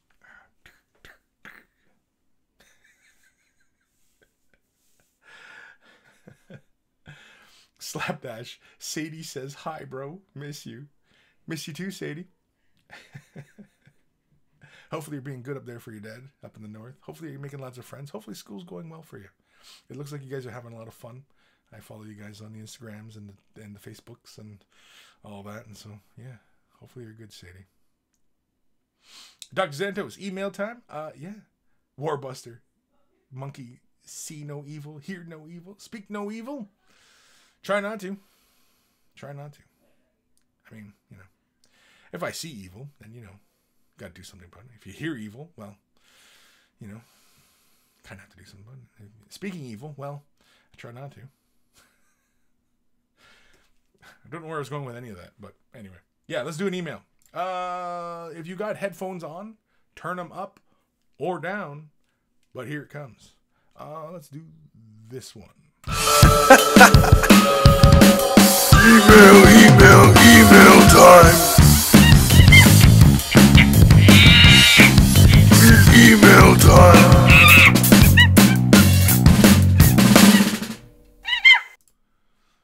Wait, if I went to the right thing here. There we go. This one is from Old Man Logan. Hi, Chris and Monkey brothers and sisters. I have finally been able to end my painting hiatus and have painted these two models to get back into the swing of things. First is a member of Magor's Fiends Shadespire Warband. I am fairly happy with it, but as usual, when I look at the pictures, I see a number of errors that I need to be corrected. Second is a Weird Knob Shaman that I have been wanting to paint for a long time. I kind of went for it on some OSL effects to depict him casting a spell. Also, this is my first attempt at smoke, and I am relatively pleased with it also. Enjoy the pics and let me know your thoughts. Thanks, Old Man Logan. Now, the pictures he sent, he wasn't entirely happy with, so he did some punchier versions of them. So we're going to look at those. And I'm going to change to a better camera. There we go. So here is the dudes from Shadespire. Really nice highlighting. Really good. Were these for commission or are these for yourself? I like them. I like the bit of the non-metallic effect going on. Oh, no. Can I zoom out? No, I can't zoom out. Let's zoom in then. I like a bit of the non-metallic highlighting scheme on the axe blade. That looks cool. Shot of his bum. Very nice. I think in the future, old man, I think in the future, I I think pushing the shadows and pushing the edges. For example, like on the back of the trim, and I noticed it on the front of the armor, like on the shoulder, like where you have the red and the gold on the shoulder pad. Pushing the contrast a little bit more to where it's a little bit darker. Not to the point of being black, but say to a deep, deep, dark brown. Almost like if you lined it with Agrax Earthshade. Just to help with the separation of the gold and the red. If you know what I mean. Like, I wouldn't suggest starting off with a dark red, because then you have to build up to a brighter red, and it just, you know, it's too many layers of paint if you did that. Whereas if you went with the mid-tone red, build up a little bit and build down a little bit, you know what I mean? And just very carefully lay some deeper color in around those edges in the armor. Just to help separate a little bit more. Get a bit more contrast going on.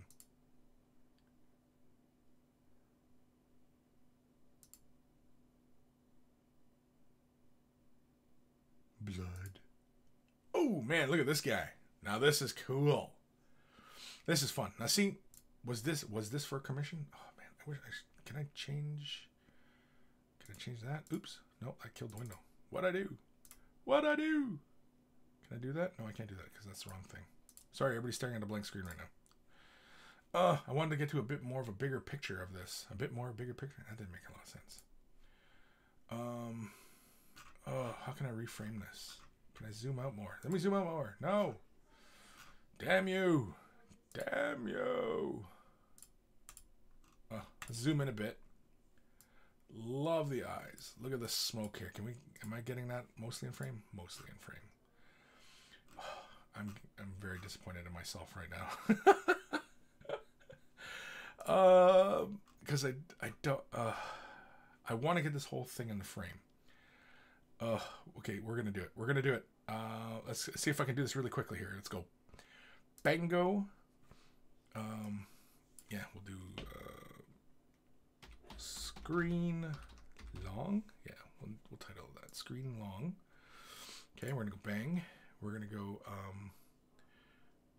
window capture. Yes, we're gonna go with a new window capture. We're gonna go with screw it. No, I know you guys are staring at a blank screen right now. Just give me a sec. Give me a sec. Try to do this. Try not to screw this up. Aha! There we go. Did it. Genius. You guys can see all my crap, but that's okay. And let's go. Oh, yeah, we can do this. Yeah, there we go. So, there we go. Got it. Got it. Optimized. After all that, everybody's like, I don't even care about this model anymore. That's rude. Because old man Logan put a lot of time. Put his whole heart and soul into this. And anyway, okay. So, looks really kick-ass. Love the smoke. Love your color usage in the smoke. I like it. You went with the magenta with a little bit of purple and the grays and the black in there. I feel that where you get out towards the far end of the smoke, where you have that large grouping of the magenta, I feel that's a little too intense. It should be more towards the points closest to the skull. Because with that much intensity coming out from the skull and the smoke, you would feel like maybe it should hit the orc more, right? If that were the case, and it doesn't, right? So just consider that. Imagine, you know, kind of like a haloing around that area. Like you did it for the horns, your OSL on the horns. I don't know if the tips of the horns would catch light, but would the horns where they meet the skull, would those points get light? Right? Maybe a little bit of ambient light if it was reflecting off the smoke, I suppose. It all depends on how you're imagining where the light source is coming from. Because see, it seems really intense in the eyes of the skull. And that feels like that would be, you know, where like the source of the light is coming from is inside the skull. And so if you imagine the light is coming from inside the skull, would it really emanate out from the sides of the breaking, the open part of the skull? Right?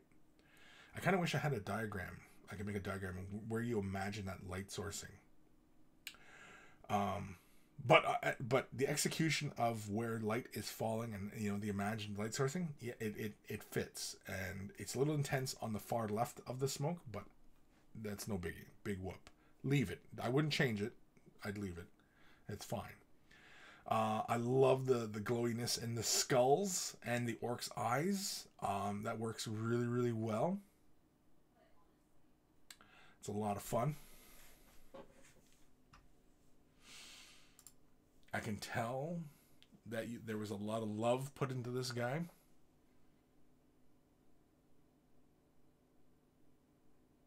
The work on the skull is really great. And his eyes, on his face.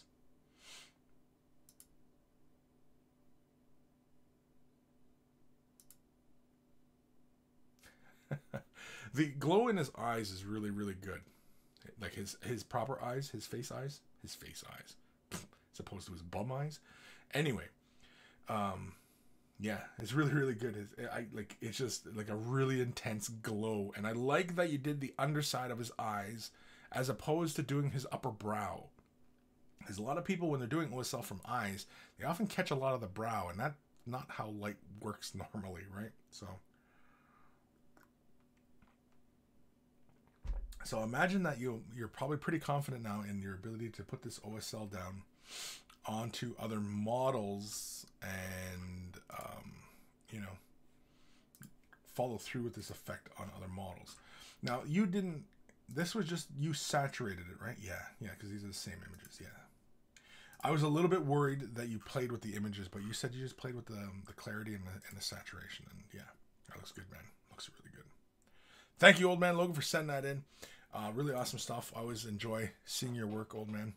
And of course, usually on Discord, we usually talk, and so sometimes Old Man kind of hits me up for a bit of advice, and I'm glad that it does help. And there is an obvious improvement as Old Man Logan has been painting, and so yeah, it's why I really enjoy getting these emails from you guys, because I mean, I'm sure we could go back episodes, go back 30, 40 episodes, and wherever you last submitted, and we can see some improvements in your painting, and I like to think that that we're learning something here.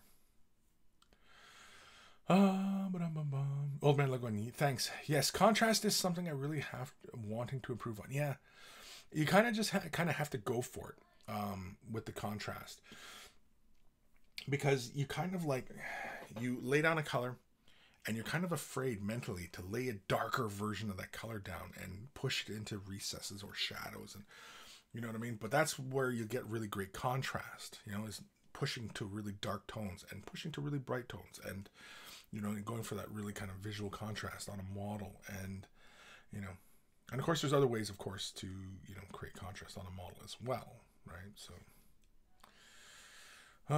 Sophie, love them, me want more. Warbuster, whoa, love it. Nathaniel, is that supposed to be a broken bone attached to the wand or cut off bull testicles? On the wand? Bull testicles? What? Homer? Oh, on the end, it has a broken bone, dude. Oh, man. Some people's kids. Yeah, on the lower right, in the middle, yeah, that's a bone. It's like a leg bone, broken. You can see it nailed to his staff, right? He's talking about that part. Oh, that's as far as I can go. Oh, that's as far as I can go. Yeah. Where's that testicles? Unfortunately, now that you said that, all I see are bull testicles now. Oh, man. What time we got here? Holy cramoles. We got 19 minutes left of the show? Really? Where does the time go? Where does the time go? Anywho. Yeah, John J. I like that glow effect. Yes, it's really excellent glow effect. Old Man. Yeah. That's probably some of the best of OSL work I've seen most people doing these days. Like the glowing around his eyes. Were you inspired by somebody else's work when you did that? Or did you just go for it and go for it? I mean, either way, it was great. Don't get me wrong. Yeah. Jim White, it's great. Old Man Logan, I think the intensity on the upper left got pushed a little bit in the picture. It is not as intense in real life. It's more intense in the skull eyes and the orc eyes. Oh, okay. Cool. Yeah. Very, very, very, very cool. Me likey. Me likey. Dark Commission. I've been thinking of doing OSL from a lantern, etc. And think it would be a good idea to use a piece of cotton thread to ray trace the light onto the rest of the model. Oh, I see what you mean. Like, you want to, like, you got the lantern and then use the piece of thread to, like, kind of emulate, yeah, that's the word. Wow. To emulate where the light would go. Yeah, I mean, like, you can visually do it as well. But if you think a piece of thread will help you, then go for it. Dark, I don't know if you do any OSL work or airbrush work. Airbrush, that's why airbrushing is so popular with the OSL type stuff, is because when you're spraying the paint, it travels in a straight line and does just that, right? It's like light in that regard, that the paint travels in a straight direction and emulates light. The only thing is, though, is when you have, say, like, for example, if there was a lantern, right?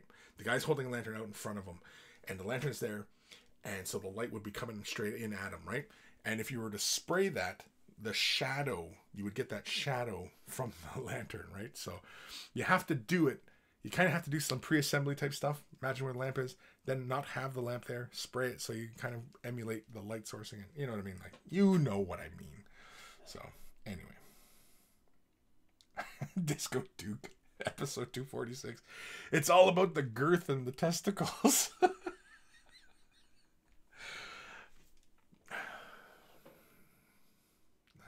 I've got no rebuttal. Old Man Logan. I was inspired by Sam Lenz's Weirdman Shaman. Weirdman. He went with green though, and I wanted to try it with a different color. Cool. Okay, so it was kind of like what he had shown in his video or pictures or whatever. Very cool. Nothing wrong. You know, I'm inspired sometimes by other people's painting. I don't really imitate often, but that's only like the only reason I don't do it. And I mean, feel free to do it yourselves. I mean, it's how you're going to learn, and especially if you want to learn how to paint, and if you're still feel like you really want to learn the stuff. Being inspired and emulating what you're seeing, nothing wrong with it, right? But don't be afraid to go beyond that. Don't be afraid to push your own ideas into, where you feel like you say, for example, you watch a person's tutorial and you see how they did a particular thing. And then you think to yourself, okay, well, I'm going to try that. And as you're doing it once or twice, then you realize, well, wait, maybe it's more efficient if I do this. Great. Do that. If you think of a more efficient way to do something, by all means, do it. But anyway, as I was going to say, I can't remember now. Yeah, with emulating somebody else's work like that, yeah, do it. And I completely forgot where I was going with any of that. I was still distracted by girth and testicles. Old Man Logan, episode 246. It's not always about the length. No, it's not. It's not always about the length. Sometimes it's about the girth and the testicles. Emperor's Champion. Sometimes a really well-placed edge or spot highlight makes all the difference. Yes, it does. Definitely. It's definitely, especially when we're photographing our models and things like that, because the camera is very unforgiving and will show all your flaws. And so the more, like, if you really want to get better at painting, take more pictures of your work. Because the camera doesn't hide anything from you. Because also, too, our eyes naturally blend colors. Like when you have, say, for example, like my fingertips are 4 dots of red and we see red.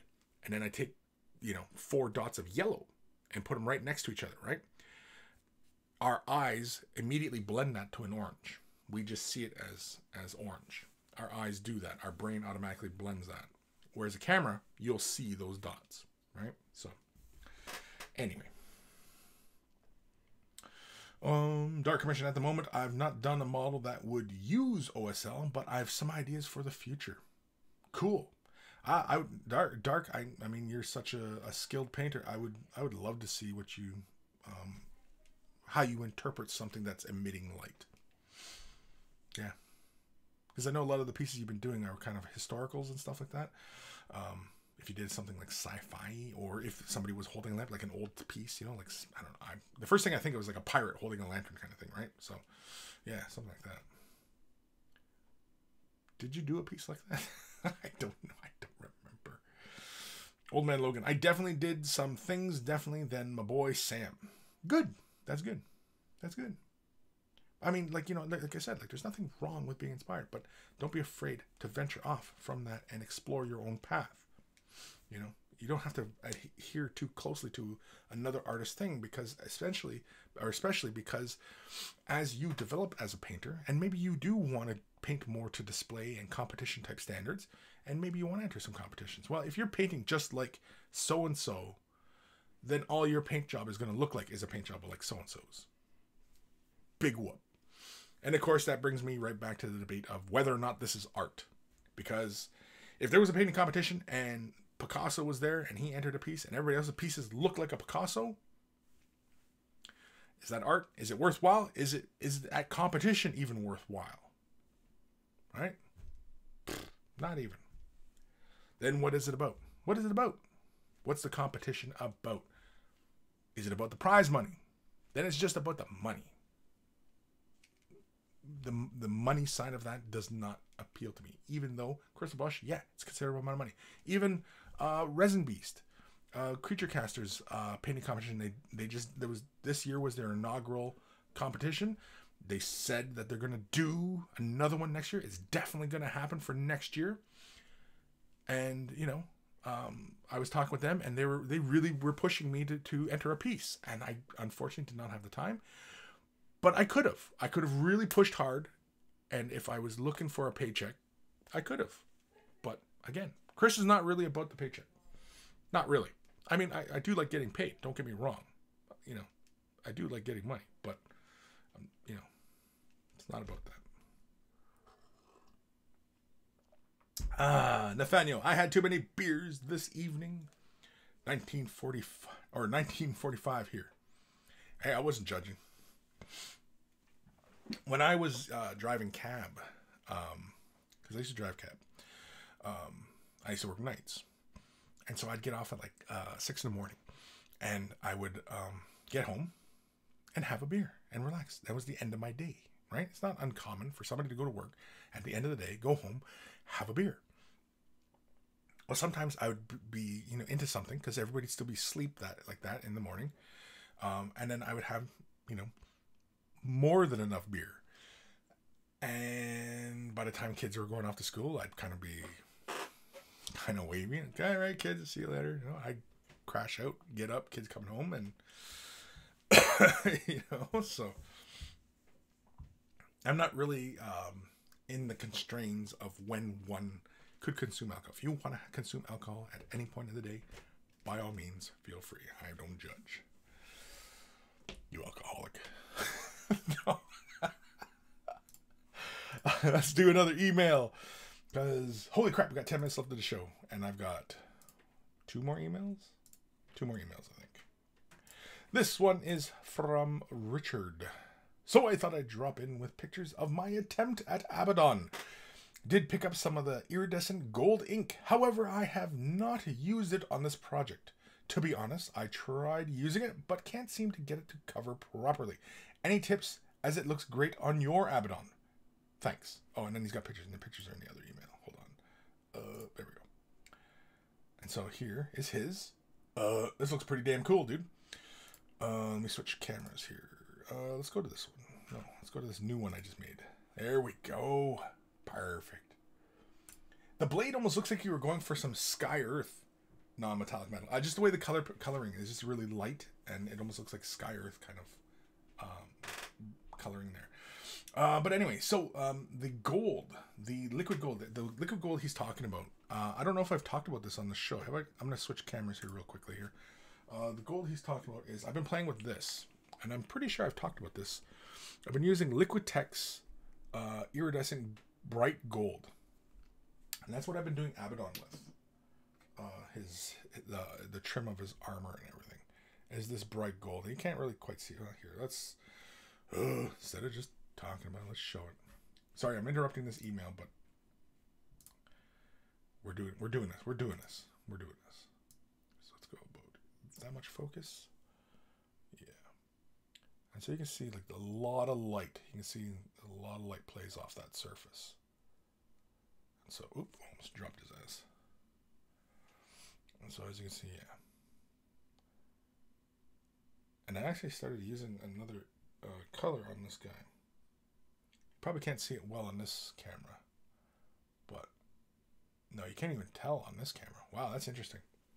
Can't even see it. But anyway, I also did this one here too. The shoulder pad. I've been really enjoying playing with inks. This is almost entirely inks. Even the colors, it's all inks. I've just been enjoying it. It's just been kind of fun playing with really thin pigment like that. You know, going into the details and stuff like that. It's been a lot of fun. But anyway, yeah, that's the gold I've been using. Now, on that subject, and going back to the picture of him. So, the gold I've been using, that iridescent gold ink, is really, really great. It covers well, but you have to lay like 3 or 4 layers down. Okay? So, as you cover the area, you kind of have to, you know, lay it on. But because you're laying it in thin layers, and you know, it doesn't really obscure details, so that's not too big a concern. But I really like what you've done here. I like that you went with a red cloak in between the legs. That's really cool. I think Abaddon has done it differently, hasn't he?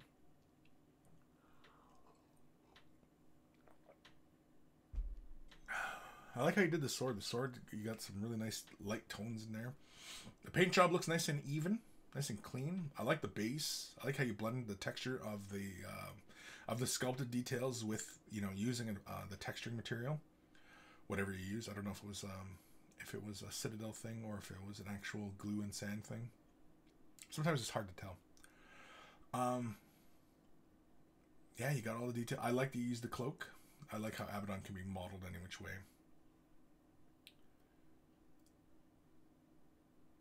I think in the future, for larger areas like the cloak like this, to kind of steer away from relying on the shade wash to provide your shadows. I would like to see that in the future. If you want deeper red tones, like in the recesses and such, and to build those tones up, I think you should start with a darker red and then build up with brighter reds. Thin them out, of course, and layer them along the high points of the folds.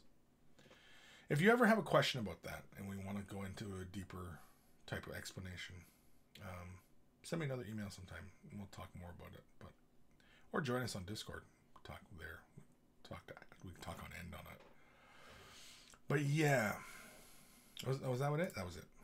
So thank you, Richard, for sending that in. Awesome work. Nice and clean. You got it done. Man, better than my Abaddon. My Abaddon's still sitting obviously on my shelf.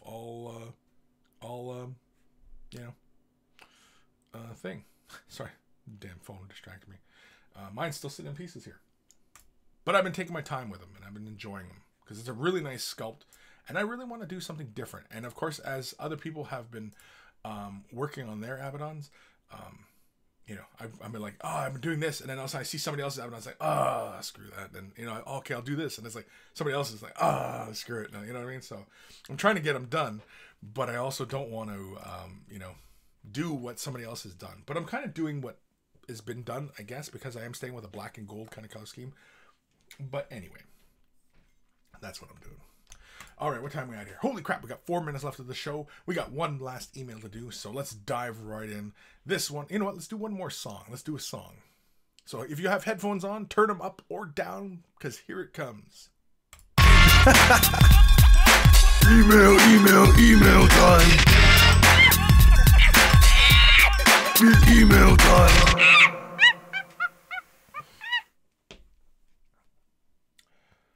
This one is from our good buddy, Old Man Logan.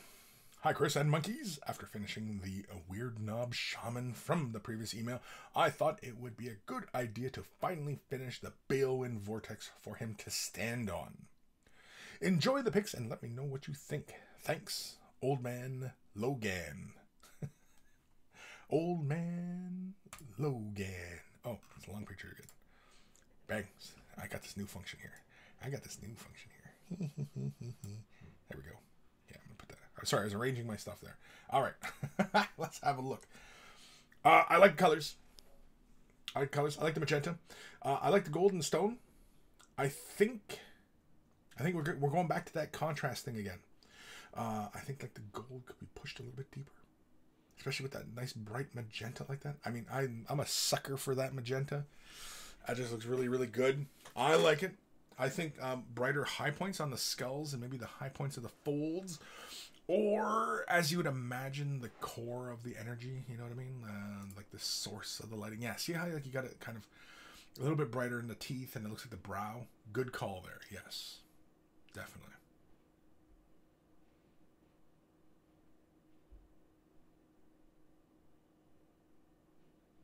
Sorry, I'm just kind of taking it in here. I'm liking it.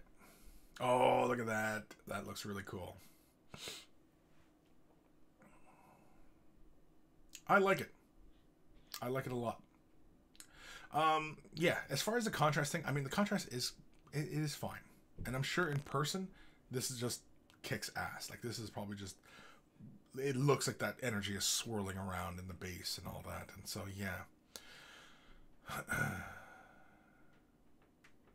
And from here, the smoke on his staff, it doesn't quite look as intense as it did before. I still wouldn't apply that smoke on the upper far left of the smoke of his staff, but yeah. Me like you, dude. That's really good work. Fun little projects like that are also really fun distractions for, for whenever we kind of hit some painting ruts, as some of you may have, happen to you. It happens to everybody, and do a little project like this, just something different from the regular, doing our armies and, things like that. And just do a piece of terrain or, something like that. Just, it also affords you different opportunities because, because of the larger surfaces, you can try out blends and, or maybe you want to try a different material or, you want to try different techniques and, just do something different.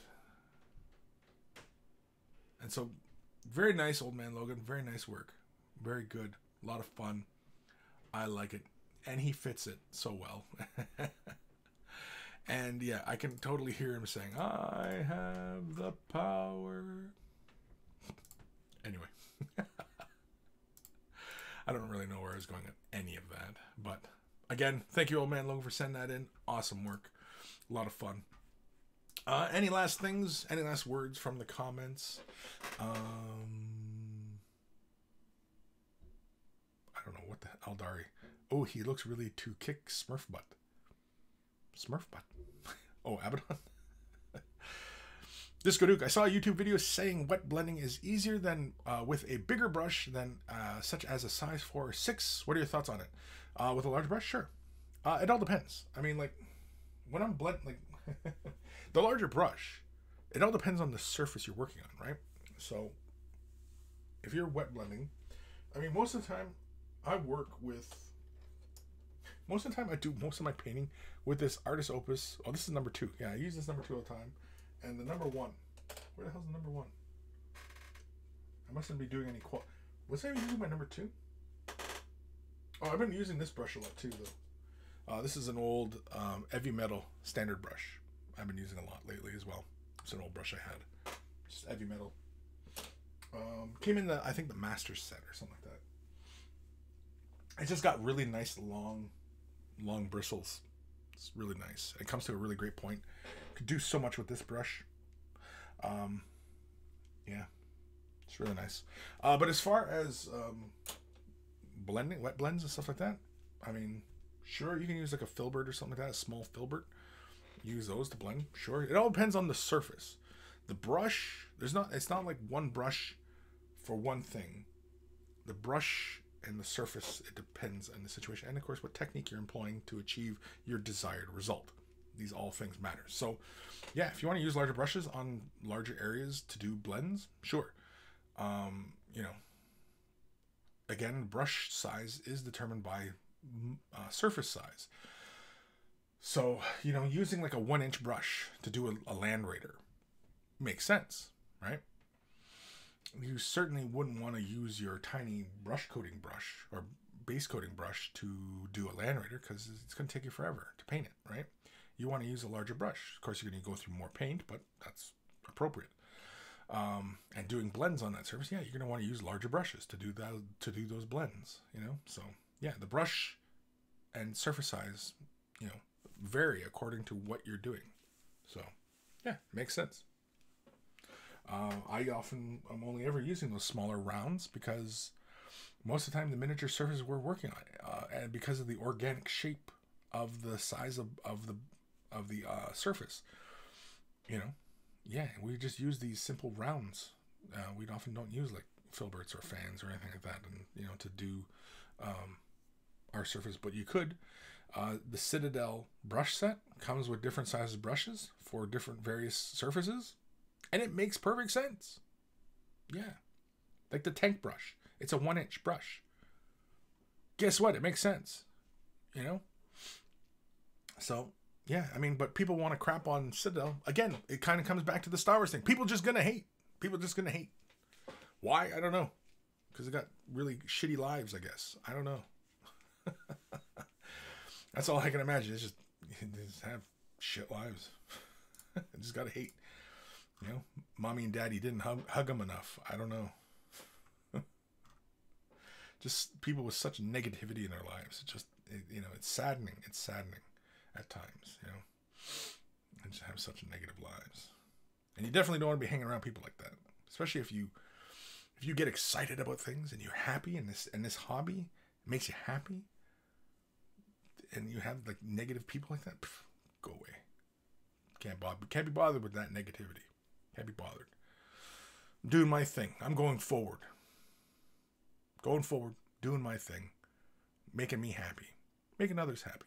As long as it doesn't come at the expense of others, then what's wrong? Nothing, right? So keep doing it. So you don't need that negativity in your life. Where am I in the comments? I don't know. What time are we at here? Oh, it's 4 minutes past the hour. Guess what? We're done. That's correct, Jim. That's absolutely correct. Take care of your airbrush, and it will take care of you. Take care of your brushes, and it'll take care of you. But hey, save that for the end. Anyway, we're getting ahead of ourselves. So, you want a little bit of help on your color scheme? Maybe there's a technique that you are having trouble with. You know, send your questions to Kris@miniwargaming.com. It's in the description below. Of course, a link to waythebrush.com is in the description below as well, and that's the central hub of all this silliness. Has links to all the social media, and of course, to patron support. Big thank you to all my patrons. Without their support, a lot of these things wouldn't be possible. And so if you're considering patron support, a big thank you. I only ever charge per Way of the Brush, so I only ever do like 4 weeks of shows, so it's only 4 episodes, so it's only 4 times that the patrons get billed. And yeah, if you're considering supporting monetarily, you know what you're in for. And I like to be, you know, transparent in that regard, right? So that's why I tell you. And of course, also, you know, big thank you to Guy Mir, Alfer, aka Carl, aka Beer and Blood Bowl. That's his YouTube channel. Check him out. If you want yourself some beer and you want yourself some Blood Bowl, it's the place to be. We always say thank you to Carl for taking time out of his busy schedule to create the email jingles before the email segments of the show that all put a smile on our face and, of course, blow out our eardrums. But that's my problem because I don't turn the volume up or down. And, can't be bothered. I think just a fair warning is enough. So, anyway, yeah. So, waythebrush.com, central hub of all this silliness. Of course, links for t-shirts. You also want to help the cause and also look like a connoisseur of all that is good and holy in this world. They're wearing a Way of the Brush t-shirt. And if you fall for that one, I'll sell you another. And for everybody who has already purchased themselves a shirt, send me a picture of yourself in your shirt, and I will add it to the Monkey Shrine, because why not? And, you know, it's so much fun. I recently updated the Monkey Shrine. with some photos from the UK trip and everything. And so, yeah, it's nice. I think a Depticon as well. Added some Depticon pics. So, if you haven't checked it out, check it out. And of course, everybody's jumping onto Discord, I think, right now. I don't know. Oh, I see somebody joined us on Discord. Somebody's joined us on Discord. Excellent. So join us on Discord. That's pretty much where we keep the conversation going. We usually jump into Discord after the show as kind of a post, kind of after party kind of thing. So feel free to jump in and, you know, listen to, either just sit there and listen to us, or but careful. It can get a little strange. And the language, I don't operate by language filters, so I fully encourage people to speak their minds. And, you know, I'm not a censor. And so, yeah. What else? Is that it? That's the usual ending spiel for Way the Rush, right? That's it, right? That's all. Hopefully we learned something. I want to thank everybody for sending emails. I'm all caught up on emails, so feel free to send me more email. Send more email. Because this show lives and breathes off your email, your input, your feedback. The more you guys talk, the more you guys send me emails, the better the show is. And if nobody talks, then what's the point of doing the show, right? And of course, ask your questions, always. How come I get the feeling we didn't really talk too much about painting today? I feel like we talked a lot of Star Wars, I think, and girth for some reason. Star Wars and girth. Girthy Star Wars. Weird combo. Weird. You guys are weird. Take care of your brushes. They'll take care of you, and I will see you guys next week. Am I going to see you guys next week? I think I'll see you guys next week. I'll see you guys next week. Maybe. Yeah, I'll see you guys next week.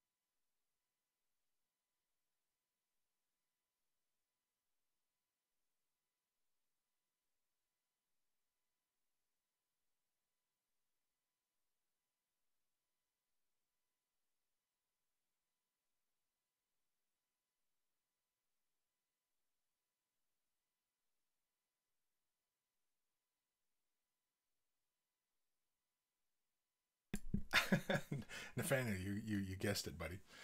I was just reading Dark Commission's comment. Another great show, Kris. Bye. Monkeys party on girth. I saw that. I started laughing. Party on girth. Slapdash. Stay classy. Thanks for the super chat there, Tyler. That's really great. And you know, thanks, buddy. Nathaniel, but normal's boring. Yeah. Hearing the stream on the hi-fi system, rocking it. Yeah, that's pretty cool. Anyway, so let's enjoy the rest of this Saturday. Let's go get some painting done. Let's do something. Spend some time with the family. Go see a movie. What's in the movies right now? Oh, Hellboy. How's that doing? How's Hellboy doing? I don't see a lot of talk about Hellboy. So, yeah. And of course, too, I love how Star Wars Celebration is like 2 weeks after I was in Chicago. Man, I should have planned that better. I should have anyway. I should have. I could have. Should have. I didn't. But I should have.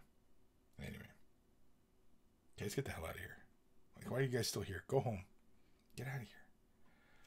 Go. It's like all those other suckers left early. You guys still get to catch this. Still carry on a conversation for a bit. No, seriously, go. What are you doing? Go. Okay, I'm out of here. Peace. Piaki o you. You guys ever watch that Crazy Eyes? I can't run for the cube. QB. Anyway, I know I got the voice stuck in my head.